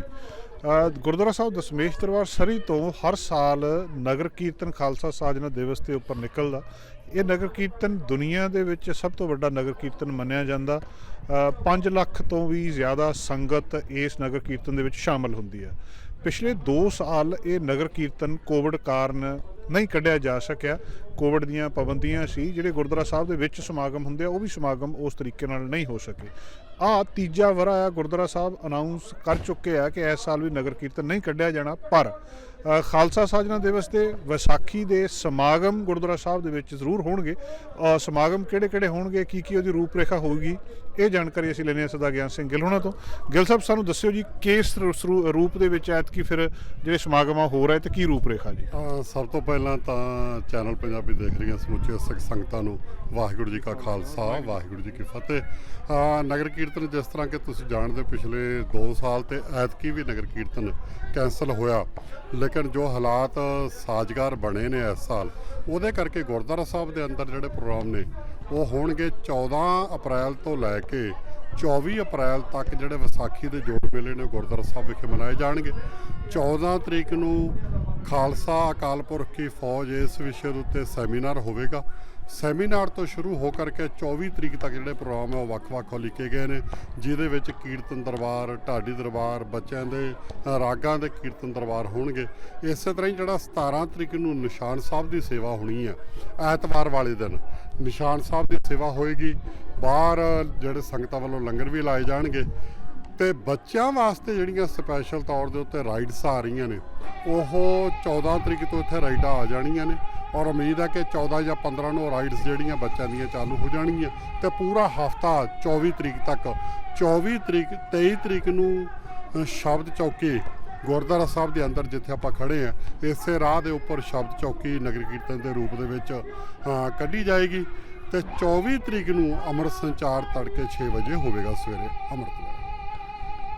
ਜਿਹੜੀਆਂ ਸੰਗਤਾਂ ਨੇ ਮਤਲਬ ਜਿੱਦਾਂ ਤੁਸੀਂ ਕਹਿ ਰਹੇ ਹੋ ਕਿ ਸ਼ਬਦ ਚੌਂਕੀ ਇੱਥੇ ਹੋਣੀ ਆ, ਸੰਗਤਾਂ ਕਿਉਂਕਿ ਨਗਰ ਕੀਰਤਨ ਦੇ ਵਿੱਚ ਸ਼ਾਮਲ ਨਹੀਂ ਹੋ ਸਕਦੀਆਂ, ਉਹ ਕੁਦਰਤੀ ਤੌਰ ਤੇ ਇਸ ਸਮਾਗਮ ਦੇ ਵਿੱਚ ਵੱਡੇ ਪੱਧਰ ਦੇ ਉੱਤੇ ਸ਼ਾਮਲ ਹੋਣ ਦੀ ਆਸ ਆ, ਉਹਦੇ ਲਈ ਪ੍ਰਬੰਧ ਹੈਗੇ ਜੀ ਇੱਥੇ ਸਾਰੇ? ਹਾਂਜੀ, ਜਿਹੜਾ ਸੰਗਤਾਂ ਨੂੰ ਜਿਹੜੇ ਇੱਥੇ ਗੁਰਦੁਆਰਾ ਸਾਹਿਬ ਦੇ ਵੱਲੋਂ ਵਾਸ਼ਰੂਮ, ਲੰਗਰ ਉਹ ਜਿਹੜੇ ਨੇ ਗੁਰਦੁਆਰਾ ਸਾਹਿਬ ਦੇ ਵਿੱਚ ਬਕਾਇਦਾ ਉਸ ਦਿਨ ਬਾਹਰਲੇ ਪਾਸੇ ਲੰਗਰ ਲੱਗਣਗੇ ਔਰ ਬੱਚਿਆਂ ਦੇ ਵਾਸਤੇ ਜਿਹੜੀਆਂ ਰਾਈਡਸ ਆ ਉਹ ਚੱਲਦੀਆਂ ਹੋਣਗੀਆਂ। ਕਿਉਂਕਿ ਇਹ ਜਿਹੜਾ ਸ਼ਬਦ ਚੌਕੀ ਆ ਛੋਟਾ ਪ੍ਰੋਗਰਾਮ ਹੈ, ਇਸ ਪੂਰੀ ਬਿਲਡਿੰਗ ਦੇ ਉੱਪਰ ਦੀ ਹੋ ਕਰਕੇ ਸੰਗਤਾਂ ਜਿਹੜੀਆਂ ਕਰੀਬ 2-2.5 ਘੰਟੇ ਦੇ ਅੰਦਰ ਵਾਪਸ ਗੁਰਦੁਆਰਾ ਸਾਹਿਬ ਦੇ ਅੰਦਰ ਆ ਜਾਣਗੀਆਂ। ਸੰਗਤਾਂ ਨੂੰ ਇਹੀ ਬੇਨਤੀ ਹੈ ਕਿ 17 ਤਰੀਕ ਨੂੰ ਅਤੇ 23 ਤਰੀਕ ਨੂੰ ਜਿਹੜੀਆਂ ਆਪਣੀਆਂ ਗੱਡੀਆਂ ਨੇ ਉਹ ਘੱਟ ਤੋਂ ਘੱਟ ਗੁਰਦੁਆਰਾ ਸਾਹਿਬ ਦੇ ਅੰਦਰ ਲੈ ਕੇ ਆਵੋ, ਕਿਉਂਕਿ ਜਿੰਨੀ ਸੰਗਤ ਆਉਂਦੀ ਆ ਉਨੀਆਂ ਗੱਡੀਆਂ ਆਪਾਂ ਇੱਥੇ ਪਾਰਕ ਨਹੀਂ ਲਾ ਸਕਦੇ। ਪਾਰਕ ਲਾਉਣ ਵਾਸਤੇ ਸਾਹਮਣੇ ਜਿਹੜਾ ਤਾਜ ਪਾਰਕ ਹੈ ਉਹਦੀ ਪਾਰਕਿੰਗ ਖੁੱਲ੍ਹੀ ਆ। ਇਧਰ ਆਪਣੇ ਕੋਲੇ ਜਿਹੜਾ 132 ਦੇ ਉੱਪਰ ਦੀ ਜਾ ਕਰਕੇ ਰਾਈਟ ਹੈਂਡ ਸਾਈਡ ਦੇ ਉੱਤੇ ਬਹੁਤ ਸਾਰੇ ਜਿਹੜੇ ਸਾਡੇ ਬਿਜ਼ਨਸ ਅਦਾਰੇ ਨੇ ਉਹਨਾਂ ਕੋਲੇ ਵੀ ਬਿਲਡਿੰਗ ਜਿਹੜੀ ਆ ਉਹਨਾਂ ਦੀ ਪਾਰਕਿੰਗ ਲਾਟ ਖੁੱਲ੍ਹੀ ਆ। ਇਸੇ ਤਰ੍ਹਾਂ ਹੀ ਬੈਕ ਸਾਈਡ ਦੇ ਉੱਪਰ ਜਿਹੜੀ ਇਹ ਬਿਲਡਿੰਗ ਸਪਲਾਈ ਵਾਲੇ ਨੇ, A1 ਬਿਲਡਿੰਗ ਸਪਲਾਈ ਵਾਲੇ, ਉਹਨਾਂ ਦੀ ਪਾਰਕਿੰਗ ਲਾਟ ਵੀ ਖੁੱਲ੍ਹੀ। ਇਸ ਵਾਸਤੇ ਕੋਸ਼ਿਸ਼ ਕਰਨੀ ਕਿ ਪਾਰਕਿੰਗ ਜਿਹੜੀ ਆ ਤੁਸੀਂ ਪਿੱਛੇ ਗੁਰਦੁਆਰਾ ਸਾਹਿਬ ਤੋਂ ਲਾ ਕਰਕੇ ਤੇ ਫਿਰ ਗੁਰਦੁਆਰਾ ਸਾਹਿਬ ਦੇ ਅੰਦਰ ਆਵੋ। ਬਾਕੀ ਜਿਹੜਾ ਗੁਰਦੁਆਰਾ ਸਾਹਿਬ ਦੇ ਅੰਦਰ ਉਮੀਦ ਹੈ ਕਿ 20 ਤੋਂ ਲੈ ਕੇ 30,000 ਦਾ ਇਕੱਠ ਜਿਹੜਾ ਸੰਗਤਾਂ ਦਾ ਉਸ ਦਿਨ ਹੋਏਗਾ 17 ਤਰੀਕ ਨੂੰ ਅਤੇ 23 ਤਰੀਕ ਨੂੰ। ਆਪਾਂ ਗਾਰਬੇਜ ਸੰਬੰਧੀ ਵੀ ਬਹੁਤ ਸਾਰੀਆਂ ਇੰਸਟਰਕਸ਼ਨ ਹਰ ਸਾਲ ਦਿੰਦੇ ਹੁੰਦੇ ਆ ਕਿ ਉਹਨੂੰ ਸੈਪਰੇਟ ਕੇਸ ਤਰੀਕੇ ਦੇ ਨਾਲ ਕਰਨਾ, ਉਹ ਪ੍ਰਬੰਧ ਸਾਰਾ ਬੈਂਸ ਦਾ ਇੱਥੇ ਇਸ ਵਾਰੀ ਉਸੇ ਤਰ੍ਹਾਂ ਹੋਏਗਾ? ਹਾਂਜੀ, ਉਹ ਜਿਹੜਾ ਪ੍ਰਬੰਧ ਹੈ ਚਾਹੇ ਉਹ ਗਾਰਬੇਜ ਚੱਕਣ ਦਾ, ਚਾਹੇ ਰਿਸਾਈਕਲ ਚੱਕਣ ਦਾ, ਚਾਹੇ ਜਿਹੜਾ ਕਲੀਨਅਪ ਦਾ ਸੇਵਾਦਾਰ ਜਿਹੜੇ ਨੇ ਉਹ ਸਾਰਾ ਪ੍ਰੋਗਰਾਮ ਉਸੇ ਤਰ੍ਹਾਂ ਹੀ ਕਰਨਗੇ ਔਰ ਗਾਰਬੇਜ ਚੱਕਣ ਵਾਲੇ ਵੀਰ ਜਿਹੜੇ ਨੇ ਉਹ ਗਾਰਬੇਜ ਜਿਹੜਾ ਚੱਕ ਕੇ ਲੈ ਜਾਣਗੇ। ਆਲਰੇਡੀ ਉਹਨਾਂ ਨੂੰ ਆਖ ਦਿੱਤਾ ਗਿਆ ਉਹ ਬਿਨ ਲਿਆ ਕੇ ਗੁਰਦੁਆਰਾ ਸਾਹਿਬ ਦੇ ਵਿੱਚ ਅੰਦਰ ਰੱਖਣਗੇ। ਜਿਹੜਾ ਬਹੁਤ ਸਾਰੇ ਸੰਗਤਾਂ ਹੁੰਦੀਆਂ ਜਿਹੜੀਆਂ ਜਿਹੜਾ ਲੰਗਰ ਵੱਖ-ਵੱਖ ਤਰ੍ਹਾਂ ਦਾ ਹੁੰਦਾ, ਜੇ ਕੋਈ ਇੱਥੇ ਲਿਆ ਕੇ ਸਟਾਲ ਲਾਉਣਾ ਚਾਹੁੰਦਾ ਉਸ ਦਿਨ ਇੱਥੇ, ਉਹਦੇ ਲਈ ਕੀ ਕਰਨਾ ਪਊਗਾ ਜਾਂ ਕਿਹਨੂੰ ਮਿਲਣਾ ਪੈ ਸਕਦਾ? ਕਿਉਂਕਿ ਹੁਣ ਸਾਰੇ ਕੋਸ਼ਿਸ਼ ਕਰਨਗੇ ਵੀ ਇੱਥੇ ਹੀ ਆਇਆ ਜਾਵੇ। ਹਾਂ, ਲੰਗਰ ਜਿਹੜੇ ਨੇ ਉਹਦੇ ਲਾਉਣ ਵਾਸਤੇ ਟੈਂਟ ਜਿਹੜੇ ਨੇ ਕਰੀਬ ਆਪਣੇ ਕੋਲ ਕਾਫੀ ਨਾਮ ਜਿਹੜੇ ਆ ਪਰਿਵਾਰਾਂ ਦੇ ਆ ਚੁੱਕੇ ਨੇ ਜਿਨ੍ਹਾਂ ਨੇ ਉਸ ਦਿਨ 17 ਤਰੀਕ ਨੂੰ ਅਤੇ 23 ਤਰੀਕ ਨੂੰ ਲੰਗਰ ਲਾਉਣੇ ਨੇ। ਉਹਦੇ ਵਾਸਤੇ ਉਹਨਾਂ ਦੇ ਜਿਹੜਾ ਪ੍ਰਬੰਧ ਇੱਥੇ ਕੀਤਾ ਜਾਊਗਾ, ਟੈਂਟ ਲਾਏ ਜਾਣਗੇ, ਬਾਹਰ ਢਾਡੀ ਦਰਬਾਰ ਲਾਇਆ ਜਾਊਗਾ। ਸੋ ਸੰਗਤਾਂ ਨੂੰ ਬੇਨਤੀ ਕਿ ਜਿਹੜੀਆਂ ਸੰਗਤਾਂ 17 ਤਰੀਕ ਨੂੰ ਜਾਂ 23 ਤਰੀਕ ਨੂੰ ਲੰਗਰ ਦੀ ਸੇਵਾ ਗੁਰਦੁਆਰਾ ਸਾਹਿਬ ਦੇ ਅੰਦਰ ਟੈਂਟ ਲਗਾ ਕੇ ਕਰਨਾ ਚਾਹੁੰਦੀਆਂ ਨੇ ਉਹਨਾਂ ਨੂੰ ਬੇਨਤੀ ਕਿ ਉਹ ਗੁਰਦੁਆਰਾ ਸਾਹਿਬ ਦਾ ਜਿਹੜਾ ਨੰਬਰ ਹੈ 604 594 2574 604 594 2574 ਇਸ ਗੁਰਦੁਆਰਾ ਸਾਹਿਬ ਦੇ ਜਿਹੜਾ ਫ਼ੋਨ ਨੰਬਰ ਇੱਥੇ ਫ਼ੋਨ ਕਰਕੇ ਆਪਣੇ ਨਾਂ ਲਿਖਾ ਦੇਣ ਤਾਂ ਕਿ ਉਹਨਾਂ ਦੇ ਵਾਸਤੇ ਯੋਗ ਪ੍ਰਬੰਧ ਕੀਤਾ ਜਾ ਸਕੇ। ਤੇ ਜਿਹੜੇ 17 ਤੋਂ 24 ਤੱਕ ਸਮਾਗਮ ਉਹ ਸਾਰਾ ਦਿਨ ਚੱਲਣਗੇ ਜਾਂ ਉਹਨਾਂ ਦਾ ਸ਼ਾਮ ਨੂੰ ਕੋਈ ਸਮਾਂ ਹੁੰਦਾ? ਜਿਹੜਾ ਵਿਸ਼ੇਸ਼ ਤੌਰ ਦੇ ਉੱਪਰ ਜਿਸ ਤਰ੍ਹਾਂ ਕੀਰਤਨ ਦਰਬਾਰ ਆ, ਢਾਡੀ ਦਰਬਾਰ ਆ, ਉਹ ਸ਼ਾਮ ਦੇ ਦੀਵਾਨ ਦੇ ਵਿੱਚ ਹੋਇਆ ਕਰਨਗੇ। ਲੇਕਿਨ 17 ਤਰੀਕ ਨੂੰ ਅਤੇ 23 ਤਰੀਕ ਨੂੰ ਜਿਹੜਾ ਢਾਡੀ ਦਰਬਾਰ ਆ ਉਹ ਬਾਹਰ ਵੀ ਲੱਗੇਗਾ ਤੇ ਅੰਦਰ ਗੁਰਦੁਆਰਾ ਸਾਹਿਬ ਦੇ ਅੰਦਰ ਜਿਹੜੇ ਨੇ ਕਥਾ ਕੀਰਤਨ ਦੇ ਪ੍ਰੋਗਰਾਮ ਇਸ ਤਰ੍ਹਾਂ ਹੀ ਚੱਲਦੇ ਰਹਿਣਗੇ। ਸੰਗਤਾਂ ਦੇ ਲਈ ਕੋਈ ਸੁਨੇਹਾ, ਕੋਈ ਸੰਦੇਸ਼ ਜੀ? ਸੰਗਤਾਂ ਨੂੰ ਇਹੀ ਬੇਨਤੀ ਆ ਕਿਉਂਕਿ ਆਪਾਂ ਪਿਛਲੇ 2 ਸਾਲਾਂ ਤੋਂ ਇਹ ਚੀਜ਼ ਮਿਸ ਕਰ ਰਹੇ ਸੀਗੇ, ਲੇਕਿਨ ਇਸ ਸਾਲ ਜਿਹੜੇ ਪ੍ਰੋਗਰਾਮ ਸਾਜ਼ਗਾਰ ਹੋਏ ਨੇ ਉਹਦੇ ਵਾਸਤੇ ਸੰਗਤਾਂ ਨੂੰ ਬੇਨਤੀ ਹੈ ਕਿ ਇੱਕ ਤਾਂ ਅਗਰ ਕੋਈ ਫੀਲ ਕਰਦਾ ਘਰ ਦੇ ਅੰਦਰ ਕਿ ਉਹ ਸਿੱਖ ਹੈ ਜਾਂ ਉਸ ਨੂੰ ਕੋਈ ਕੋਵਿਡ ਦਾ ਸਿਮਟਮ ਆ ਗਿਆ ਤੇ ਉਹ ਕਿਰਪਾ ਕਰਕੇ ਉਹ ਪਰਿਵਾਰ ਜਿਹੜੇ ਜਿਨ੍ਹਾਂ ਦਾ ਉਹਨਾਂ ਨਾਲ ਟੱਚ ਹੋ ਗਿਆ ਜਾਂ ਜਿਹੜੇ ਇਸ ਤਰ੍ਹਾਂ ਬਿਮਾਰੀ ਫੀਲ ਕਰ ਰਹੇ ਉਹ ਸੰਗਤ ਦੇ ਵਿੱਚ ਨਾ ਆਉਣ। ਜੇਕਰ ਕਿਸੇ ਨੂੰ ਲੱਗਦਾ ਕਿ ਕੋਈ ਕਿਸੇ ਤਰ੍ਹਾਂ ਦੀ ਪ੍ਰੋਬਲਮ ਆ ਰਹੀ ਹੈ ਤਾਂ ਆਪਣਾ ਮਾਸਕ ਪਹਿਨ ਕਰਕੇ ਗੁਰਦੁਆਰਾ ਸਾਹਿਬ ਦੇ ਅੰਦਰ ਆ ਸਕਦੇ ਆ। ਔਰ ਇਸੇ ਤਰ੍ਹਾਂ ਹੀ ਸੰਗਤਾਂ ਨੂੰ ਬੇਨਤੀ ਹੈ ਕਿ ਬੱਚਿਆਂ ਦਾ, ਕਿਉਂਕਿ ਰਾਈਡਸ ਆਉਣੀਆਂ ਨੇ ਤੀਜੇ ਸਾਲ ਜਾ ਕੇ, ਸੋ ਬੱਚਿਆਂ ਦਾ, ਉਹਨਾਂ ਦੀ ਸੇਫਟੀ ਦਾ, ਬਾਕੀ ਸੰਗਤ ਦੀ ਸੇਫਟੀ ਦਾ ਜਿਹੜਾ ਖਿਆਲ ਆ ਉਹ ਸੰਗਤਾਂ ਆਪ ਰੱਖਣ। ਸੰਗਤਾਂ ਨੂੰ ਬੇਨਤੀ ਹੈ ਕਿ ਗੱਡੀਆਂ ਪਾਰਕ ਜਿਹੜੀਆਂ ਨੇ ਗੁਰਦੁਆਰਾ ਸਾਹਿਬ ਦੀ ਹਦੂਦ ਦੇ ਬਾਹਰ ਕਰਕੇ ਲਾ ਕੇ ਆ। ਇਹ ਇੱਥੇ ਪਾਰਕਿੰਗ ਨਹੀਂ ਹੋਊਗੀ, ਇੱਥੇ ਰਾਈਡਸ ਹੋਣਗੀਆਂ ਜਿੱਥੇ ਹੁਣ ਪਾਰਕਿੰਗ ਹੁੰਦੀ ਜੀ? ਜਿੱਥੇ ਪਾਰਕਿੰਗ ਹੈਗੀ ਹੈ ਇਹਦੇ ਚੋਂ ਕਰੀਬ ਅੱਧੀ ਪਾਰਕਿੰਗ ਰਾਈਡਸ ਦੇ ਥਰੂ ਜਿਹੜੀ ਆ ਉਹ ਜਿਹੜੀ ਕਵਰ ਹੋ ਜਾਂਦੀ ਹੈ ਤੇ ਅੱਧੀ ਪਾਰਕਿੰਗ ਬਚਦੀ ਹੈ। ਇਸ ਵਾਸਤੇ ਪਾਰਕਿੰਗ ਕਾਫੀ ਘਟ ਜਾਂਦੀ ਹੈ ਗੁਰਦੁਆਰਾ ਸਾਹਿਬ ਦੇ ਅੰਦਰ। ਸੋ ਸੰਗਤਾਂ ਨੂੰ ਬੇਨਤੀ ਹੈ ਕੋਸ਼ਿਸ਼ ਕਰਨੀ ਕਿ 132 ਵਾਲੇ ਪਾਸੇ ਦੀ ਆ ਕਰਕੇ ਉਹ ਪਾਰਕਿੰਗ ਲਾ ਕੇ ਆਉਣ। ਜੇਕਰ 128 ਵਾਲੇ ਪਾਸੇ ਦੀ ਆ ਰਹੇ ਨੇ ਤਾਂ ਪਿੱਛੇ 84 ਦੇ ਉੱਪਰ ਜਿਹੜੇ ਬਿਜ਼ਨਸ ਨੇ ਉਹਨਾਂ ਦੇ ਵਿੱਚ ਪਾਰਕਿੰਗ ਲਾ ਲੈਣ, ਕਿਉਂਕਿ ਦੋਨੇ ਦਿਨ 17 ਤਰੀਕ ਤੇ 24 ਤਰੀਕ ਨੂੰ ਐਤਵਾਰ ਦਾ ਦਿਨ ਪੈਂਦਾ, ਮੋਸਟਲੀ ਸਾਡੇ ਬਿਜ਼ਨਸ ਨੇ ਉਹ ਬੰਦ ਹੁੰਦੇ, ਆਪ ਉੱਥੇ ਪਾਰਕਿੰਗ ਲਾ ਸਕਦੇ। ਬਹੁਤ ਬਹੁਤ ਮਿਹਰਬਾਨੀ ਜੀ, ਸ਼ੁਕਰੀਆ। ਬਹੁਤ ਧੰਨਵਾਦ। ਵਾਹਿਗੁਰੂ ਜੀ ਕਾ ਖਾਲਸਾ, ਵਾਹਿਗੁਰੂ ਜੀ ਕੀ ਫਤਿਹ। ਦੋਸਤੋ, ਅਸੀਂ ਗੱਲਬਾਤ ਕੀਤੀ ਸਦਾ ਗਿਆਨ ਸਿੰਘ ਗਿੱਲ ਹੋਣਾ ਦੇ ਨਾਲ। 17 ਤੋਂ 24 ਤੱਕ ਸਮਾਗਮ ਨੇ, ਉਹਦਾ ਵਿਸਥਾਰ ਤੁਹਾਡੇ ਨਾਲ ਸਾਂਝਾ ਕੀਤਾ। ਭਾਵੇਂ ਕੋਵਿਡ ਹਟ ਚੁੱਕਿਆ ਪਰ ਫਿਰ ਵੀ ਜੇ ਤੁਸੀਂ ਬਿਮਾਰ ਹੋ ਜ਼ਰੂਰ ਖਿਆਲ ਰੱਖੋ। ਸੰਗਤ ਉਸ ਦਿਨ ਬਹੁਤ ਜ਼ਿਆਦਾ ਹੋਏਗੀ, ਇਸ ਗੱਲ ਦੀ ਆਸ ਆ। ਬੱਚੇ, ਬਜ਼ੁਰਗ ਖਾਸ ਤੌਰ 'ਤੇ ਆਪਣਾ ਖਿਆਲ ਜ਼ਰੂਰ ਰੱਖਣ। ਕੈਮਰਾਮੈਨ ਅਮਿਤ ਪਨੇਸਰ ਨਾਲ ਜਸਕਰਨ, ਚੈਨਲ ਪੰਜਾਬੀ, ਸਰੀ। ਸਾਡਾ ਹਰ ਇੱਕ ਪ੍ਰੋਗਰਾਮ ਦੇਖਣ ਤੇ ਸਾਡੇ ਨਾਲ ਜੁੜਨ ਲਈ ਸਬਸਕ੍ਰਾਈਬ ਕਰੋ ਚੈਨਲ ਪੰਜਾਬੀ ਤੇ ਨੋਟੀਫਿਕੇਸ਼ਨ ਲਈ ਬੈਲ ਆਈਕਨ ਵਾਲੇ ਬਟਨ ਤੇ ਕਲਿੱਕ ਕਰੋ।